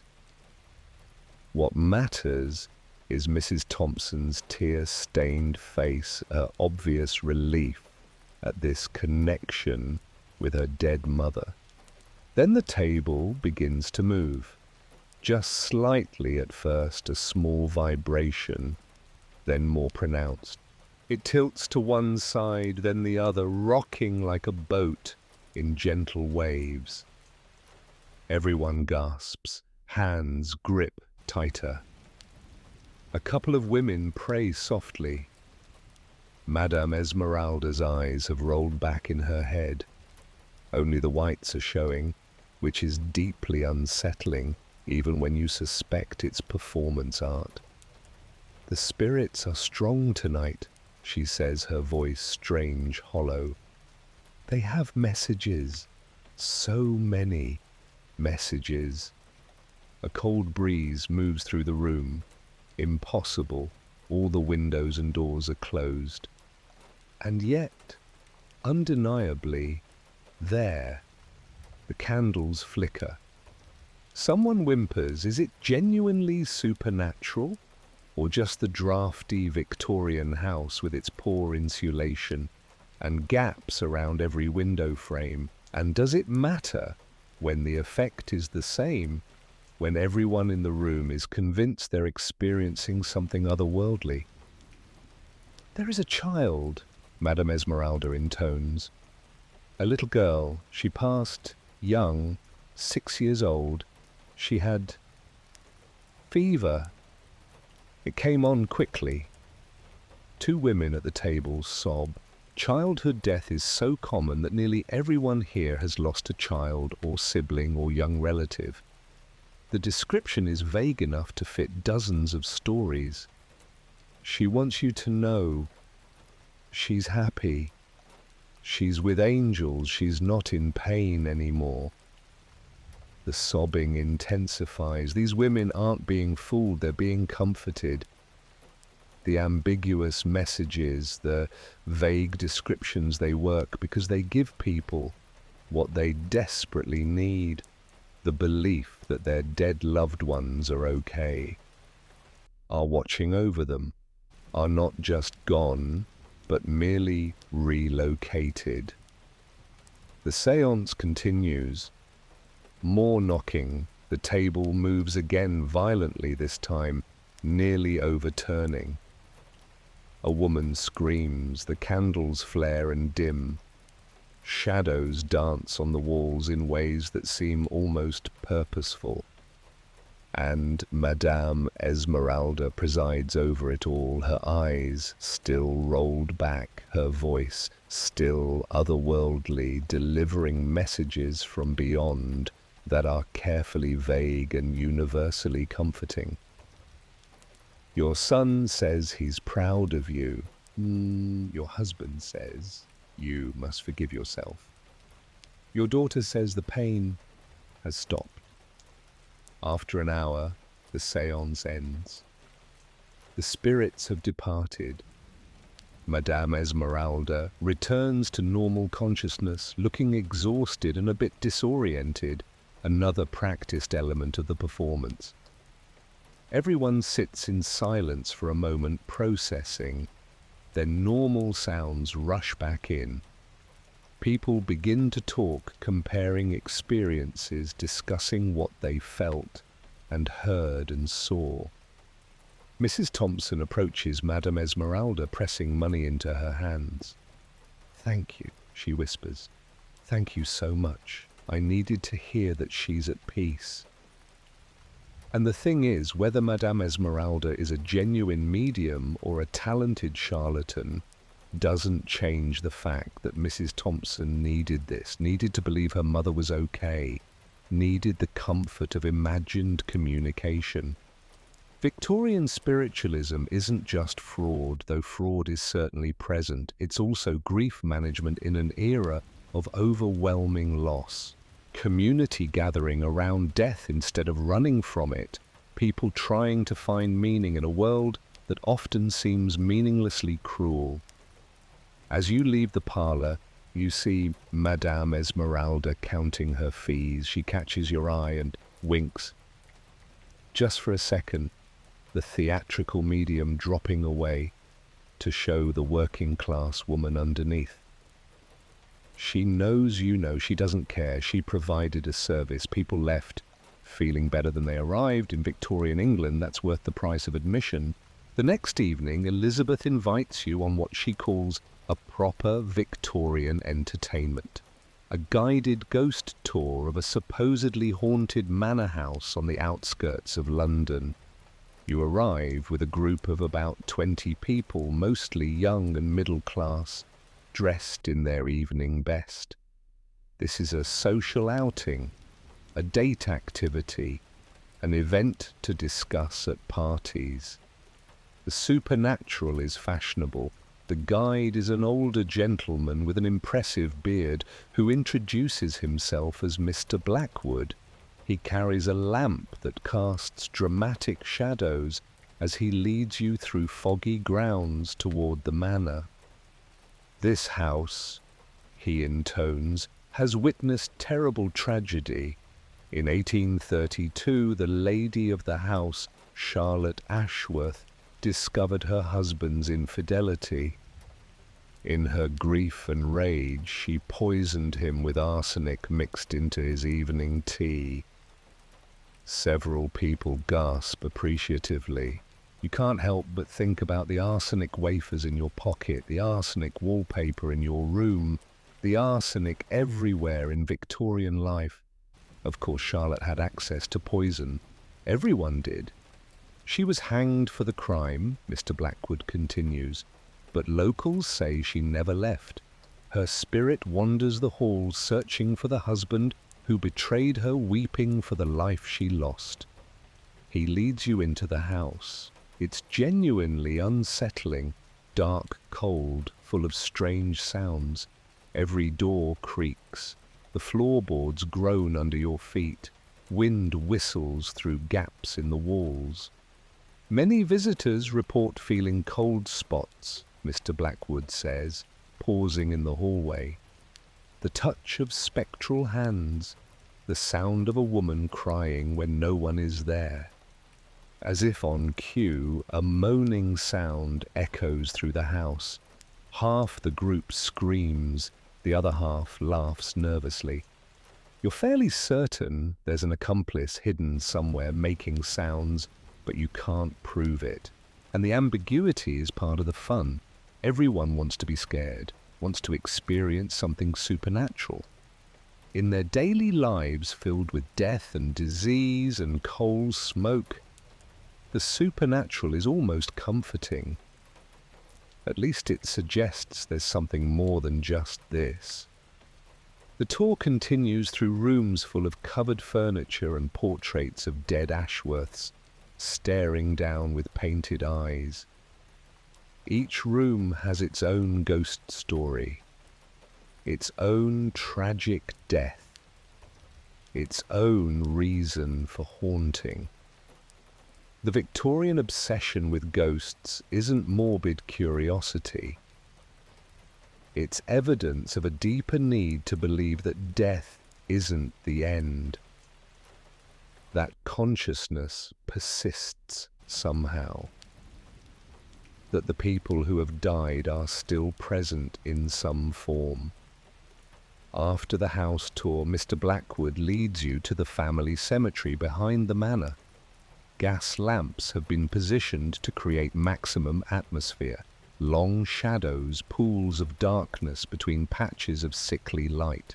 And here, he says, stopping by a relatively recent grave, we have an example of Victorian innovation born from Victorian fear. You look at the grave. Above it, mounted on a pole, is a bell. A string runs from the bell down into the ground. The safety bell, Mr. Blackwood explains, in recognition of the terrible possibility of premature burial. He doesn't need to explain further. Everyone knows about premature burial. Everyone has heard the stories. Coffins dug up to find scratch marks on the inside. Bodies turned over in obvious struggle. The nightmare of waking up 6 feet under in absolute darkness. Victorian medical knowledge is limited. Diagnoses are often wrong. Comas, catalepsy, sleeping sickness, all can mimic death closely enough to fool a doctor, so the Victorians invented safety measures. Bells connected to coffins. In theory, if you wake up buried alive, you pull the string, ring the bell, and wait for rescue. Graveyards employed bell watchers to listen for ringing and respond. In practice, the bells rang frequently, usually from natural causes, ground-settling rope deterioration gases from decomposition, occasionally from rats or other animals, very rarely from actual living people accidentally buried. But the fear was real enough to spawn an entire industry. As you stand in the cemetery, a bell begins to ring, softly at first, then more insistently. The group falls silent. Mr. Blackwood holds up his lamp looking at the grave. The ringing continues, clear and unmistakable. "Well," he says quietly, "this is unusual. Someone should investigate, someone should dig up the grave, or at least check if there's a rational explanation." But no one moves. Instead, the group huddles together, staring at the ringing bell in fascinated horror. The ringing continues for maybe a minute, then stops. Silence. "Probably just the wind," Mr. Blackwood says, but his voice lacks conviction. Probably, but maybe not, and that maybe not is exactly what keeps people coming on these tours, attending séances, buying books about the supernatural. The Victorians live in a world that's being explained by science, rationalized by industry. But they're not ready to let go of mystery, not ready to accept that death is just biological failure with nothing afterward. So they ring bells in cemeteries, they attend séances, they pay to tour haunted houses, they document ghost sightings and collect stories of supernatural encounters. The bell doesn't ring again, but as you leave the cemetery, you can't help but look back at it, silhouetted against the fog and lamplight. Somewhere under that ground is a person who was afraid of waking up in darkness. They paid for a bell to prevent it. Did it work? Will it work if needed? You don't know. No one knows. That's the point. The group returns to central London in better spirits, chattering about the experience, already turning it into a story to tell at parties. The ghost tour was a success. People got the thrill they paid for, the brush with the supernatural, the delicious fear that comes from confronting death in a controlled environment. Because uncontrolled death surrounds them every day. At least haunted houses and cemetery bells let them feel like death can be managed, predicted, even communicated with. At least ghosts suggest that ending isn't really ending. As you walk back to the boarding house through the fog, you hear bells in the distance, church bells marking the hour, or safety bells ringing from graves. In Victorian London, it's sometimes hard to tell the difference. You wake the next morning with a pounding headache. Could be the arsenic wallpaper, could be the coal smoke, could be sleeping in a room with questionable ventilation, could be a dozen things, all of them related to Victorian living conditions being terrible. Mrs. Weatherby insists you see the doctor. Dr. Pemberton's office is a 10-minute walk through the fog. It occupies the ground floor of a townhouse marked by a brass plaque that's turned green from acid rain. Inside, it smells like carbolic acid, old leather, and something vaguely organic that you're trying not to identify. The waiting room contains 2 other patients, a man coughing up concerning amounts of blood, and a woman who appears to be in the late stages of consumption. They sit on opposite sides of the room as if 6 feet of distance will prevent disease transmission. It won't. But they don't know about germs yet, not really. Dr. Pemberton calls you in after a short wait. He's maybe 50, with impressive sideburns and an air of absolute confidence in his medical knowledge. That confidence is terrifying, given how wrong most of his medical knowledge is. His examination room contains a leather examination table cracked with age and use, shelves of bottles labelled things like mercury tonic, laudanum elixir, arsenic solution, strychnine drops, a leather bag full of metal instruments that look more like torture implements than medical tools, no sink for washing hands, no sterilization equipment, no understanding of germ theory. Now then, Dr. Pemberton says cheerfully, what seems to be the trouble? Headache, you tell him. Nausea, tingling in my fingers. He nods sagely as if these symptoms tell him everything. He checks your pulse, the one actually useful diagnostic tool he has. He looks at your tongue for reasons that have more to do with ancient humoral theory than actual medicine. He presses on your abdomen, listening for he's not sure what. Classic imbalance of the humours, he announces. The blood is too thick, the liver sluggish, the nervous system is overexcited. None of this is real. Humoral theory. The idea that health depends on balancing 4 bodily fluids has been debunked. But Dr. Pemberton either doesn't know or doesn't care. He learned medicine 30 years ago and hasn't updated his knowledge since. I recommend bloodletting, he says, reaching for a lancet from his bag. We'll drain a pint, maybe 2. That should relieve the pressure on the brain. You decline, politely but firmly. He looks disappointed but moves on. Very well, then we'll try medication. He turns to his shelves and begins selecting bottles.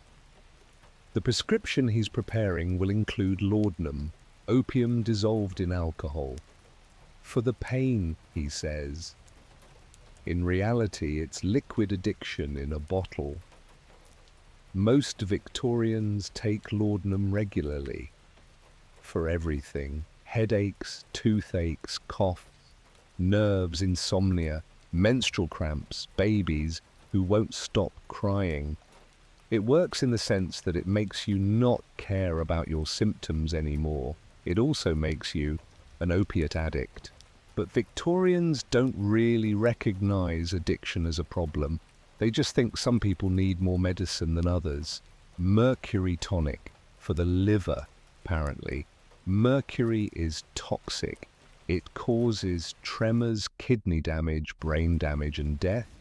But it's been used medicinally for centuries, primarily for syphilis, and Victorian doctors prescribe it for nearly everything. Strychnine drops. To stimulate vitality. Strychnine is rat poison. In small doses, it acts as a stimulant. In slightly larger doses, it causes muscle spasms, convulsions, and death. The dosing is imprecise at best. Dr. Pemberton's hand doesn't shake as he pours mercury into a bottle. 20 years of practice, 20 years of confidence, 20 years of being absolutely catastrophically wrong about almost everything. He labels it carefully. For digestive complaints, take twice daily. The label doesn't mention tremors or kidney failure or the woman last month whose hands wouldn't stop shaking. Why would it? Dr. Pemberton doesn't know those are connected. He hands you the bottles with detailed instructions on how many drops to take and when. If the symptoms persist, he adds, we can try more aggressive treatments, cupping leeches, perhaps trepanning if we suspect pressure on the brain. Trepanning, drilling a hole in your skull. For a headache, you thank him and leave quickly, holding bottles of poison that are supposed to make you feel better. Outside, you pour the contents of all 3 bottles into the gutter and watch them mix with the sewage. The thing about Victorian medicine is that doctors are trying. They genuinely want to help their patients. They're just working with catastrophically wrong information and no real way to test whether their treatments work.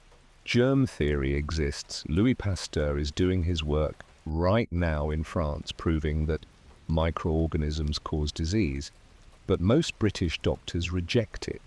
They still believe in miasma, the theory that disease comes from bad air. This leads to bizarre contradictions. They'll tell you to avoid the smell of the Thames because miasma from the river causes cholera. But they won't tell you to stop drinking water from the Thames because they don't understand that the water is contaminated. They'll operate on you without washing their hands because they don't believe in germs. Then they'll wonder why so many surgical patients die of infection. They'll prescribe mercury for syphilis, arsenic for skin conditions, cocaine for toothaches, heroin for coughs. All of these are real Victorian medicines. All of them cause more problems than they solve. The only Victorian medical advice that's actually useful: get rest, eat well, stay warm. Everything else ranges from harmless but useless to actively deadly. Later that day, driven by morbid curiosity and possibly arsenic-induced poor judgment, you visit a hospital. London Hospital, one of the largest in the city. From the outside, it looks impressive, a grand building that speaks of modern medical progress. Inside, it smells like death, carbolic acid, and unwashed bodies. The ward you're shown is large and open, beds lined up on both sides, maybe 40 patients, all visible to each other, all sharing the same air. Privacy doesn't exist, neither does isolation of infectious patients. The man with tuberculosis is 3 beds down from the woman who just had surgery. The child with scarlet fever is across from the elderly man with gangrene. Disease spreads through the ward like whispered gossip. The nurses move between patients, touching wounds, adjusting bedding, dispensing medicine. They don't wash their hands between patients. Why would they? Germs aren't real according to most of Victorian medicine. As long as they wipe the visible blood off on their aprons, it's fine. A surgeon arrives to make his rounds. He's wearing his operating coat, a heavy fabric coat stiff with dried blood from previous surgeries. He's proud of this coat. The bloodstains prove his experience. He's been doing this for 20 years. He's also been spreading infection for 20 years, but he doesn't know that. You watch him examine a surgical patient. The wound is infected, obviously infected, red and swollen and weeping pus. He pokes at it with his fingers. No gloves, just bare hands that were touching another patient 30 seconds ago.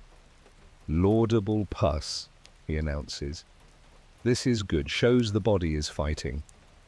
Laudable pus. The idea that pus is a positive sign of healing. It's not, it's a sign of bacterial infection. But Victorian doctors don't understand bacteria, so they've convinced themselves that infected wounds are healing wounds. The patient will probably die. Many surgical patients die. The death rate from infection is staggering.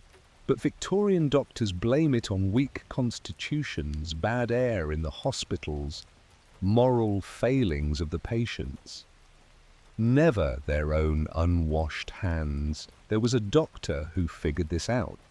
Ignaz Semmelweis in Vienna proved in 1847 that doctors washing hands between patients reduced maternal death rates by 90%.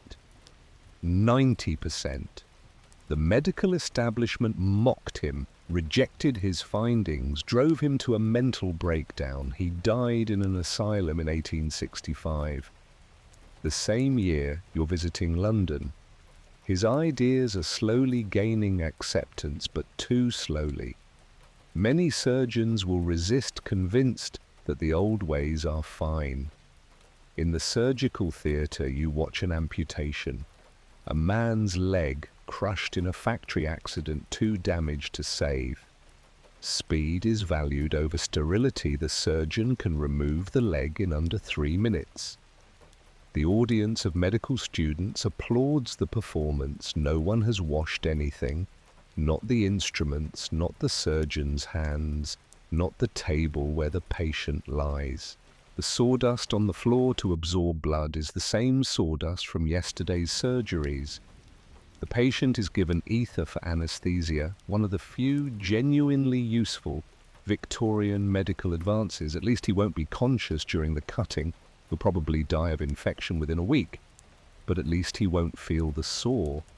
Victorian hospitals are death traps.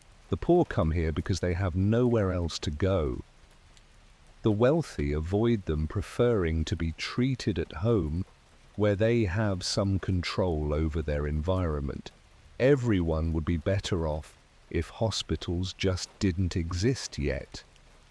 Genuinely. Before antiseptic practices and germ theory, hospitals kill more people than they save. But Victorians don't know this. They see the grand buildings, the famous surgeons, the latest equipment. They think this is progress. It is progress. Just very bloody, very deadly progress. The irony is that the knowledge exists to make healthcare safer. Semmelweis proved hand washing works. Snow proved cholera comes from contaminated water. Pasteur is proving germ theory right now. But the medical establishment is slow to change. Doctors have egos, established practices, investments in being right. Admitting that something as simple as washing hands could prevent death means admitting that their unwashed hands have been causing death. That's a hard pill to swallow. So they don't swallow it. They keep operating with unwashed hands, keep prescribing mercury and arsenic, keep bleeding patients who are already weak, and keep believing that when patients die, it's the patient's fault for having weak constitutions, not the doctor's fault for killing them with ignorance. That night, exhausted from a day of breathing coal smoke and dodging Victorian medical care, you seek lodging at an inn. The boarding house is full, there's been a death, Uncle Clarence's funeral is tomorrow, and extended family has claimed your room. The inn is cheap. There's a reason it's cheap. The innkeeper, a jovial man with impressive gin blossoms on his nose, shows you to your accommodation. "Best room in the house," he announces, opening the door with a flourish. 1 bed, already occupied. 2 men are in it, both fully clothed, lying as far apart as the mattress allows. They look up as you enter. "Evening," one says cheerfully. "Plenty of room for one more." This is normal, perfectly normal. Sharing beds with strangers is standard practice at cheaper inns. Privacy is a luxury for the wealthy. Everyone else makes do. You climb in reluctantly, claiming the edge of the mattress. The bed is softer than expected, but smells like generations of previous occupants, none of whom bathed regularly. Your bedmates introduce themselves. Albert on the left is a travelling salesman. Harold in the middle works at a warehouse. Both are pleasant enough, apologetic about the crowding, offering tips on how to sleep in shared accommodations. The trick, Albert says, is to fall asleep fast before Harold starts snoring. "I don't snore," Harold protests. He absolutely snores. You discover this within 10 minutes of the candle being blown out. Harold snores like a man whose airways are fighting for their life against years of accumulated coal dust. Each breath sounds like a death rattle. It's impressive, really, that he's still alive.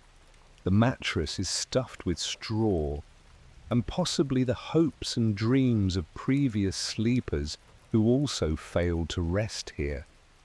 It's lumpy. Every time someone moves, the whole bed shifts, sending the other occupants rolling toward the depression. There's one blanket contested territory.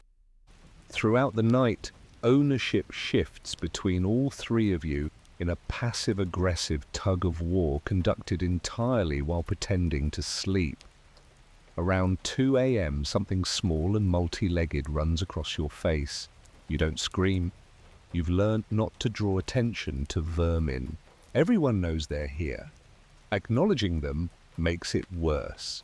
The room itself is barely heated. A small coal fire in the fireplace died hours ago, leaving the air cold enough that you can see your breath. The windows don't seal properly. Fog seeps in through the gaps, making everything damp. You sleep maybe 90 minutes total in 15-minute increments between Harold's snoring, Albert's restless shifting, and your own discomfort. At dawn, you escape to find the bathing facilities. There aren't any. There's a pump in the yard where you can get cold water. There's an outhouse that serves the entire inn, already occupied with a line of people waiting. Indoor plumbing exists in wealthy homes, but not here. Not for you. You wash your face with cold water from the pump, trying not to think about where the water came from or what might be in it. Breakfast is served communally, porridge made from questionable oats, bread that's more sawdust than wheat.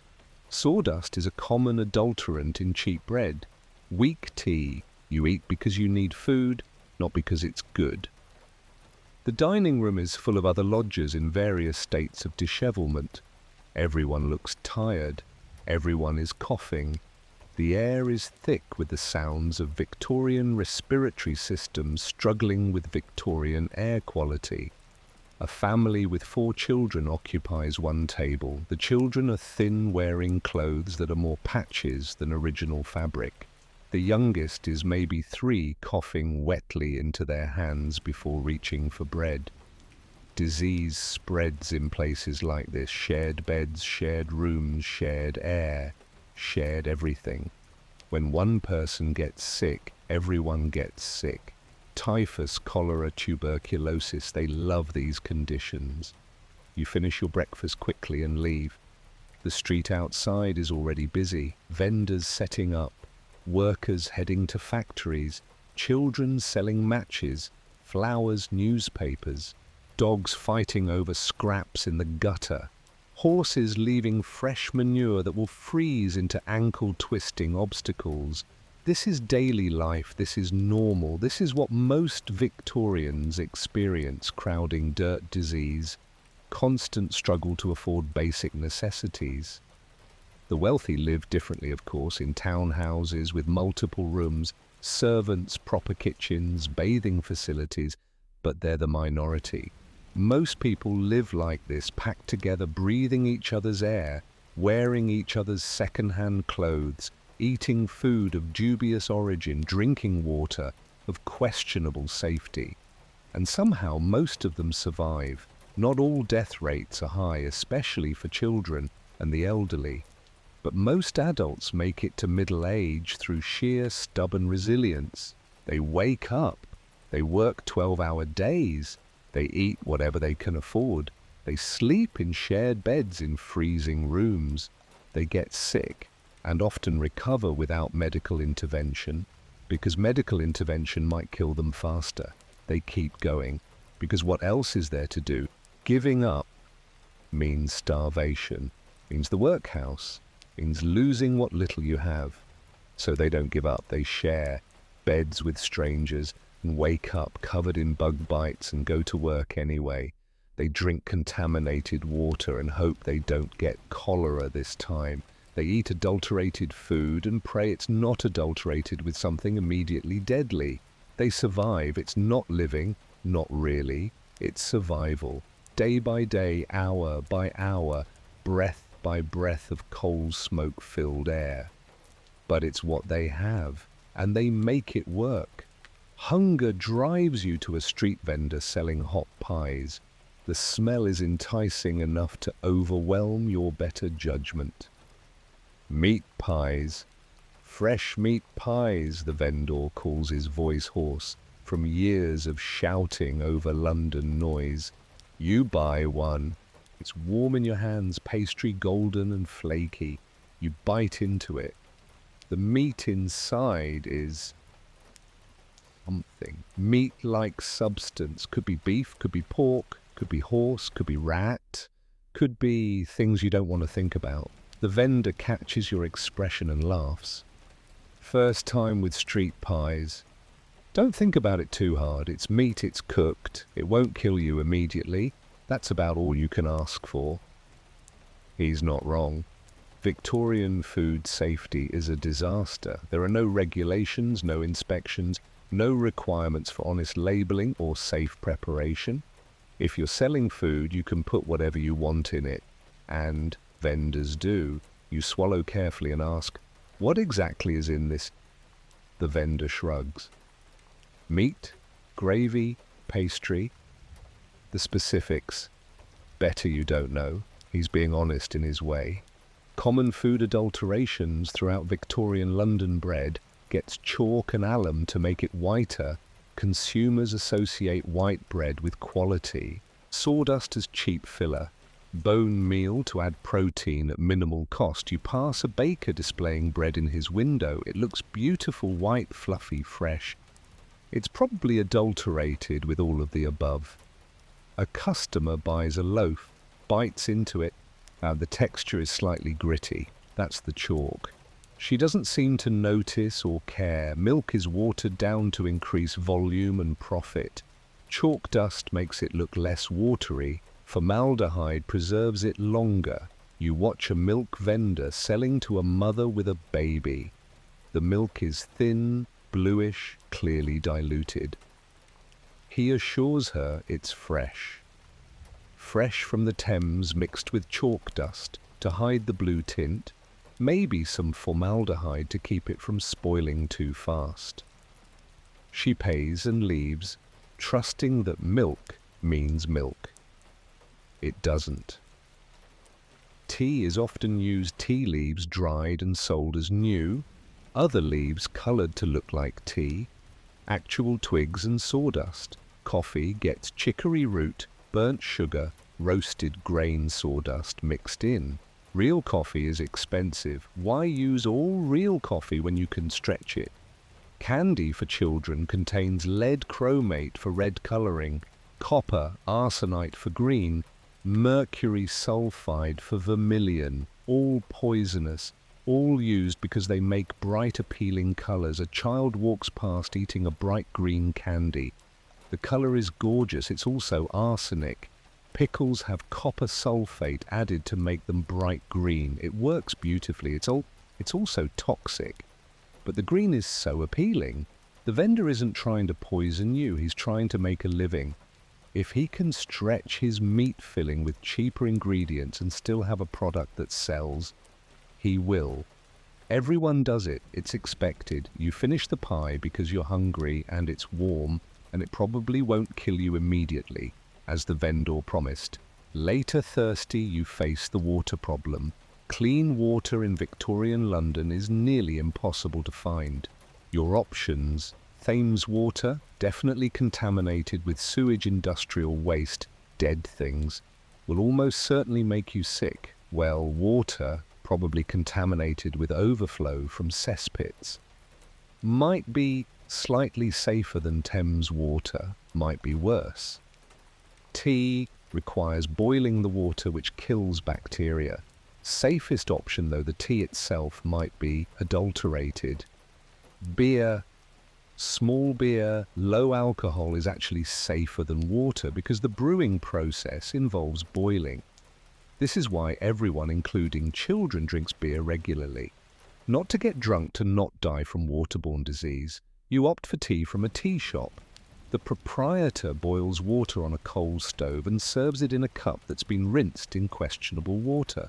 But at least the tea itself is hot. It tastes metallic. Possibly from contaminated water, possibly from lead in the cup, possibly from the coal smoke permeating everything. You drink it anyway. A woman next to you is feeding her baby from a bottle. The milk inside is blue-tinged, which suggests either watering or bacterial contamination. Possibly both. The baby drinks it happily. Babies often die from contaminated milk, but this one seems healthy enough for now. Victorian infant mortality is devastating. Nearly half of children die before age 5. Disease, malnutrition, contaminated food and water accidents. Childhood is a gauntlet of death. Those who survive to adulthood have iron constitutions. They've been building immunity to various bacteria since infancy. Their systems have adapted to low-level food poisoning, parasites, contaminated water. They're not healthier than modern people. They're just survivors of a selection process that killed the weaker half. You leave the tea shop and walk through the market. Vendors sell everything fresh fish laid out on tables covered in flies. Fresh is generous, the smell suggests they've been there a while. Oysters from the Thames, cheap protein for the poor, also contaminated with everything in the Thames. Meat of uncertain origin. No labelling requirements mean you don't know what animal you're buying. Vegetables covered in London soot. Wash them if you have clean water. Most people don't. A baker displays bread that looks beautiful, white, fluffy, fresh. It's probably adulterated, but it looks good. People buy food based on appearance because there's no other way to judge safety. The whitest bread, the brightest pickles, the greenest vegetables, copper sulfate makes them vibrant. All signs that suggest quality but often indicate dangerous additives. The Victorian diet is a daily risk. Every meal is a gamble. Will this make you sick? Will it nourish you? Will it kill you slowly? With accumulated poisons, most people survive. Some don't. No one has much choice but to eat what they can afford and hope for the best. On your way back to the boarding house, you encounter a woman with 3 children. They're sitting on the street corner, all thin, wearing clothes that are falling apart. The eldest child is maybe 8. The youngest is maybe 2, sitting in the mother's lap with the blank stare of malnutrition. The woman is crying quietly, trying to hide it from her children. You stop. Are you all right? She looks up, embarrassed to be seen like this. My husband died, she says. Factory accident, 3 weeks ago. I've been trying to find work, but no one will hire me with the children. I've sold everything we had. We're being evicted tomorrow. What will you do? She doesn't answer immediately, just looks at her children with an expression of absolute despair. Finally, the workhouse, we have no other choice. The next day you follow the family to the workhouse gates. The building is massive, imposing, deliberately intimidating. The design is meant to discourage people from coming to make seeking help as unappealing as possible. The philosophy is simple. Poverty is a moral failing. Poor people are lazy. If you make the workhouse terrible enough, only the truly desperate will come. And the terribleness will motivate them to leave and find other solutions. The fact that there are no other solutions for many people is considered irrelevant. The woman and her children are processed at the entrance. Immediately they're separated. Men's ward, women's ward, children's ward, families broken apart for efficiency. The mother is crying. The children are crying. The workhouse master is unmoved. This happens multiple times daily. You watch the children being led away. The 8-year-old is trying to be brave, holding his little sister's hand. The 2-year-old is screaming for their mother. The mother is escorted to the women's ward. You follow.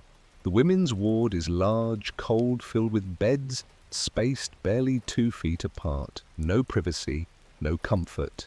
The smell hits you immediately. Boiled cabbage, unwashed bodies, resignation. 40 beds, maybe more. You can hear the woman in the next bed breathing. If she coughs in the night, you'll catch whatever she has. Personal space is a luxury for people with choices. The floor is stone. Cold seeps up through thin shoes. A bell rings somewhere. Work time, someone mutters. The women file out to the oakum room.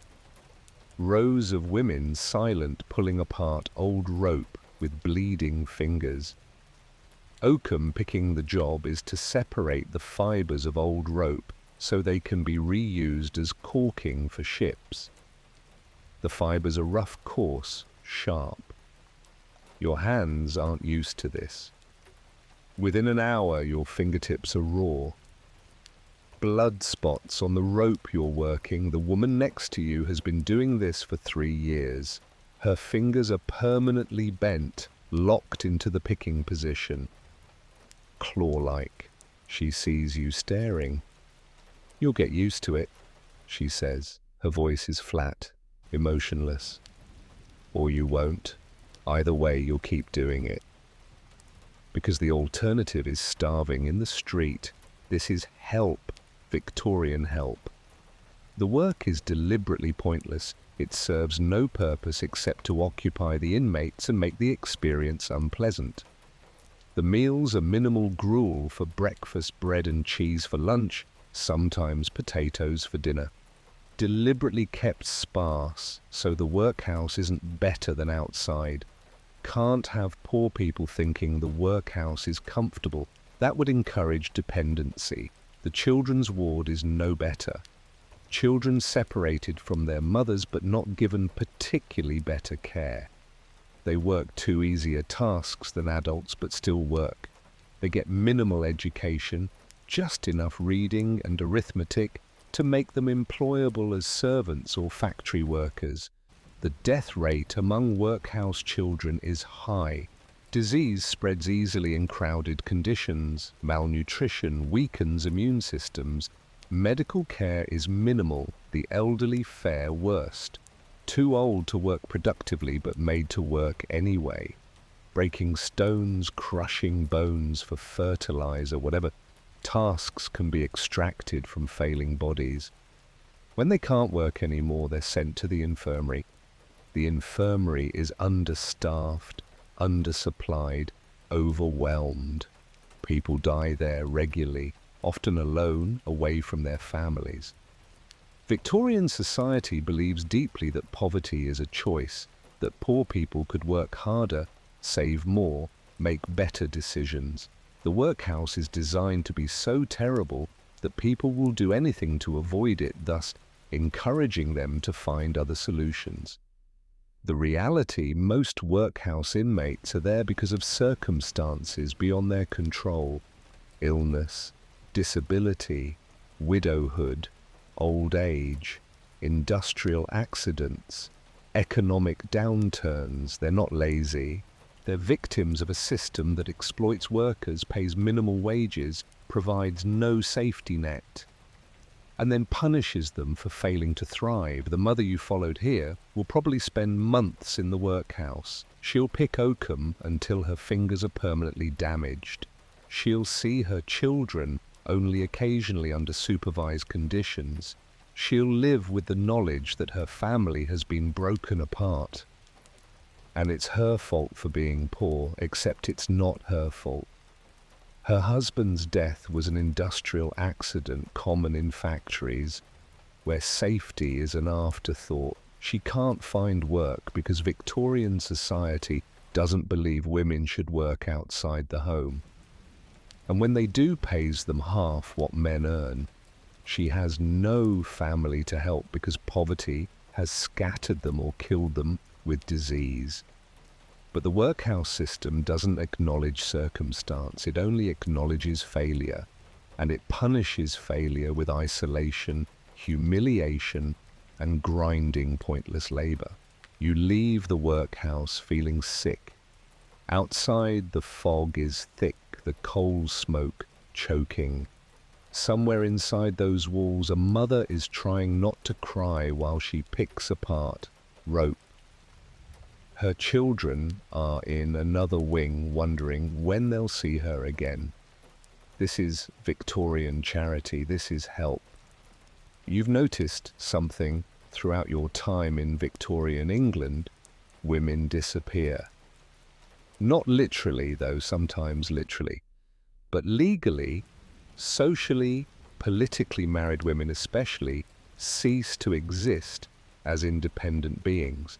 The doctrine of coverture means that when a woman marries, her legal identity is absorbed into her husband's. She can't own property. Anything she owned before marriage becomes his. She can't sign contracts, can't sue or be sued in her own name, can't keep her own earnings if she works. She's not a person under the law. She's an extension of her husband. If he beats her, that's his right. Domestic violence isn't just legal, it's socially acceptable, as long as the stick he beats her with isn't thicker than his thumb. Rule of thumb, Victorian domestic reform. If he rapes her, that's not a crime. She's his wife. She has a duty. The concept of marital rape doesn't exist in Victorian law. You witness this firsthand at the boarding house. One of the lodgers, Catherine, is a woman in her 30s, living alone. This is unusual enough that you ask her story. "I fled my husband," she says quietly. "He was violent, dangerous, threatened to kill me. I ran with my 2 daughters, found work as a seamstress, had been living in hiding for 6 months. What will you do? Keep hiding, keep working, hope he loses interest or dies." She laughs without humour. Wives hoping their husbands die. Very Victorian. Her situation is precarious. As a woman working alone, she earns half what a man would for the same work. The landlord charges her full price but treats her with suspicion. Women alone are presumed to be prostitutes or morally questionable at minimum. She can't vote, can't serve on a jury, can't attend university, in most cases can't enter most professions. The career options for respectable women are wife, governess, teacher, seamstress, domestic servant. That's basically the list. Catherine is lucky she can sew. Many women fleeing violent marriages end up with no options except prostitution or the workhouse. He has the law on his side, Catherine explains.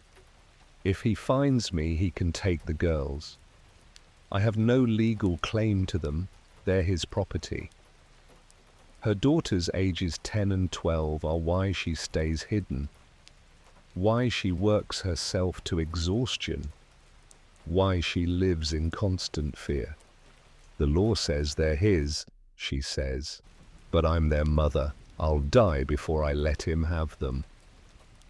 Then there's the corset issue. Every woman you've met is wearing one laced tight enough to restrict breathing and movement. Elizabeth, still pale from her arsenic wafers, explains over breakfast. If you don't wear one, you're considered indecent. Slovenly. No corset means no respect. She stands and demonstrates. The corset beneath her dress creates an exaggerated hourglass figure, tiny waist, exaggerated hips and bust. 18 inches, she says, proudly indicating her waist. I've been working toward it since I was 12.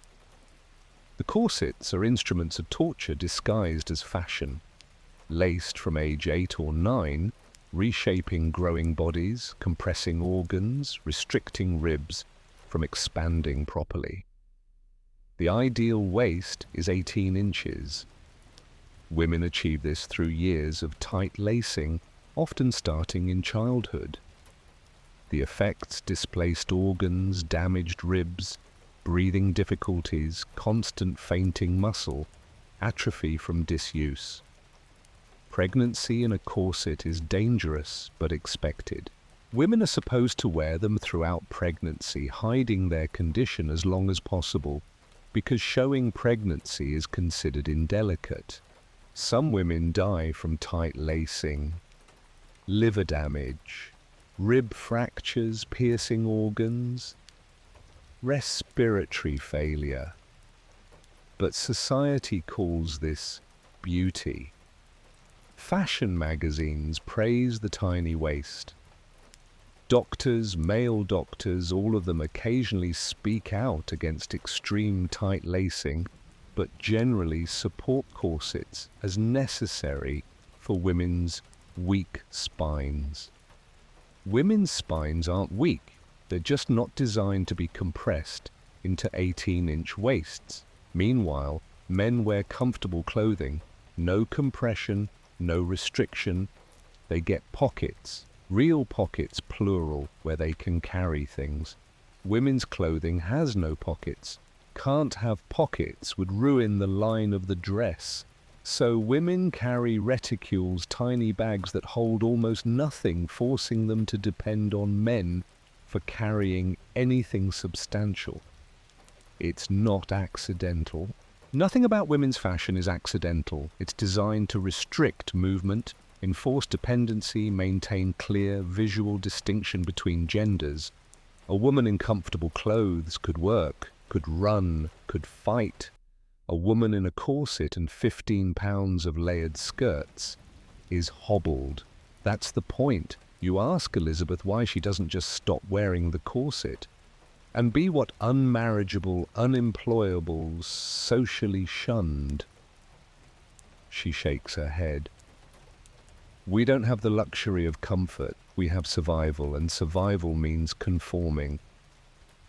She's right. A woman who rejects corsets is labeled a radical, a feminist, said like an insult, possibly insane. She'll lose job opportunities, marriage prospects, social standing. The choice is to conform and be uncomfortable but socially acceptable, or rebel and be ostracized.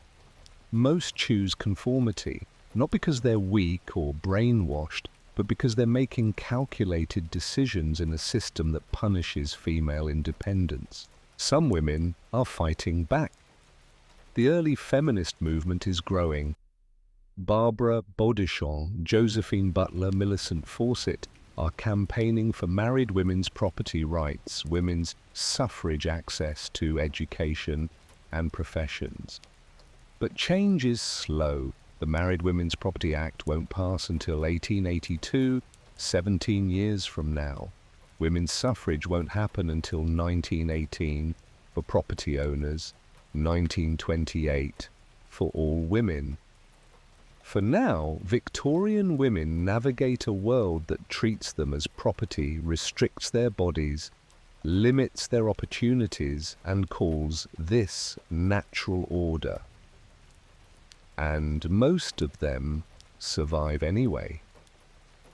They find cracks in the system, they support each other, they pass information, share resources, create networks of resistance. Catherine hides from her husband and works to support her daughters.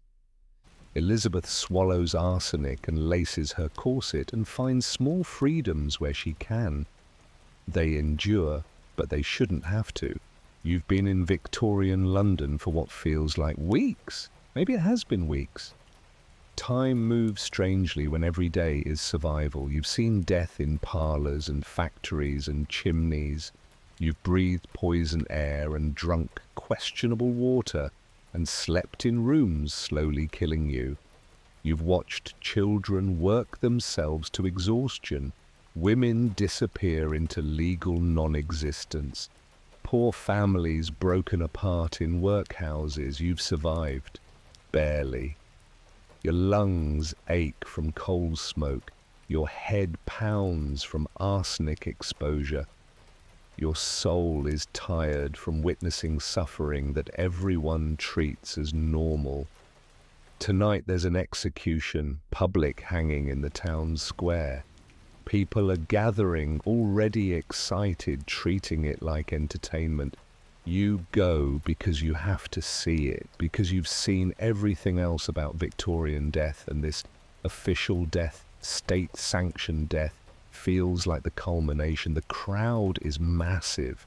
Hundreds of people, maybe thousands. They've been coming since afternoon, claiming the best viewing spots. Vendors circulate selling food, alcohol, souvenir programs describing the condemned crimes. It's festival atmosphere, families with children, couples on dates. People laughing, eating, drinking, a hanging as entertainment. The condemned is led out. A woman, young, maybe 25, her name is Sarah. You learn this from the program that cost you a penny. Her crime theft. She stole bread to feed her children. Her husband had died of cholera. She had no income, no family, no options. She took a loaf of bread from a baker's shop. The sentence, death. The crowd quiets as she's led to the scaffold. She's allowed to speak.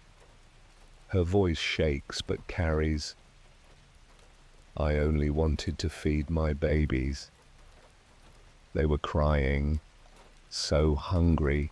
I just wanted them to stop crying." Someone in the crowd laughs. Not cruelly exactly, just uncomfortably.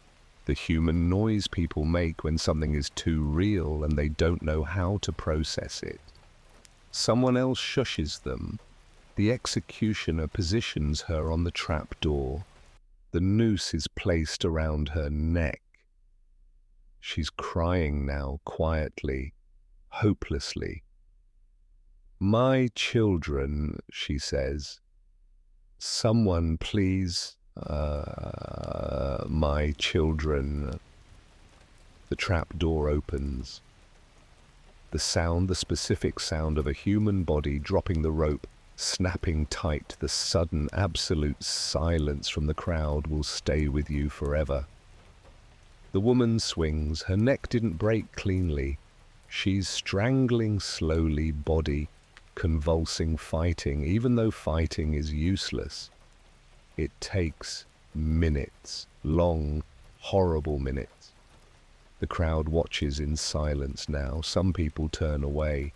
Some keep watching, transfixed. A few children are crying, being comforted by parents who brought them here deliberately to teach them what happens to criminals. Sarah dies slowly while hundreds watch. When it's finally over, the crowd begins to disperse, quietly at first, then louder. People start talking again, processing, turning the experience into story. "Quick drop that one. Seen cleaner hangings." Wonder what'll happen to the children. You stand there, unable to move. All week you've been accumulating Victorian horrors, poverty, poison, child labor, deadly medicine, exploitation. But this is different. This is society choosing death, deliberately, officially, for stealing bread. You start walking. No destination, just moving through fog-thick streets trying to process what you've seen. Everything you've witnessed this week was bad. But it was mostly unintentional harm, bad systems, ignorance, poverty, disease, people dying because of circumstances. This was intentional. Sarah didn't die from cholera or factory accident or coal smoke. She died because the state decided her hunger was a capital crime. You end up sitting on steps somewhere lost in fog and grief.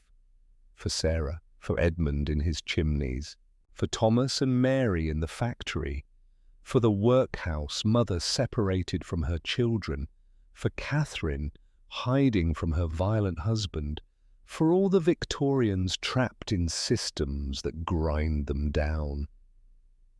A small figure approaches through the fog, a girl, maybe 8 or 9, carrying a basket of flowers.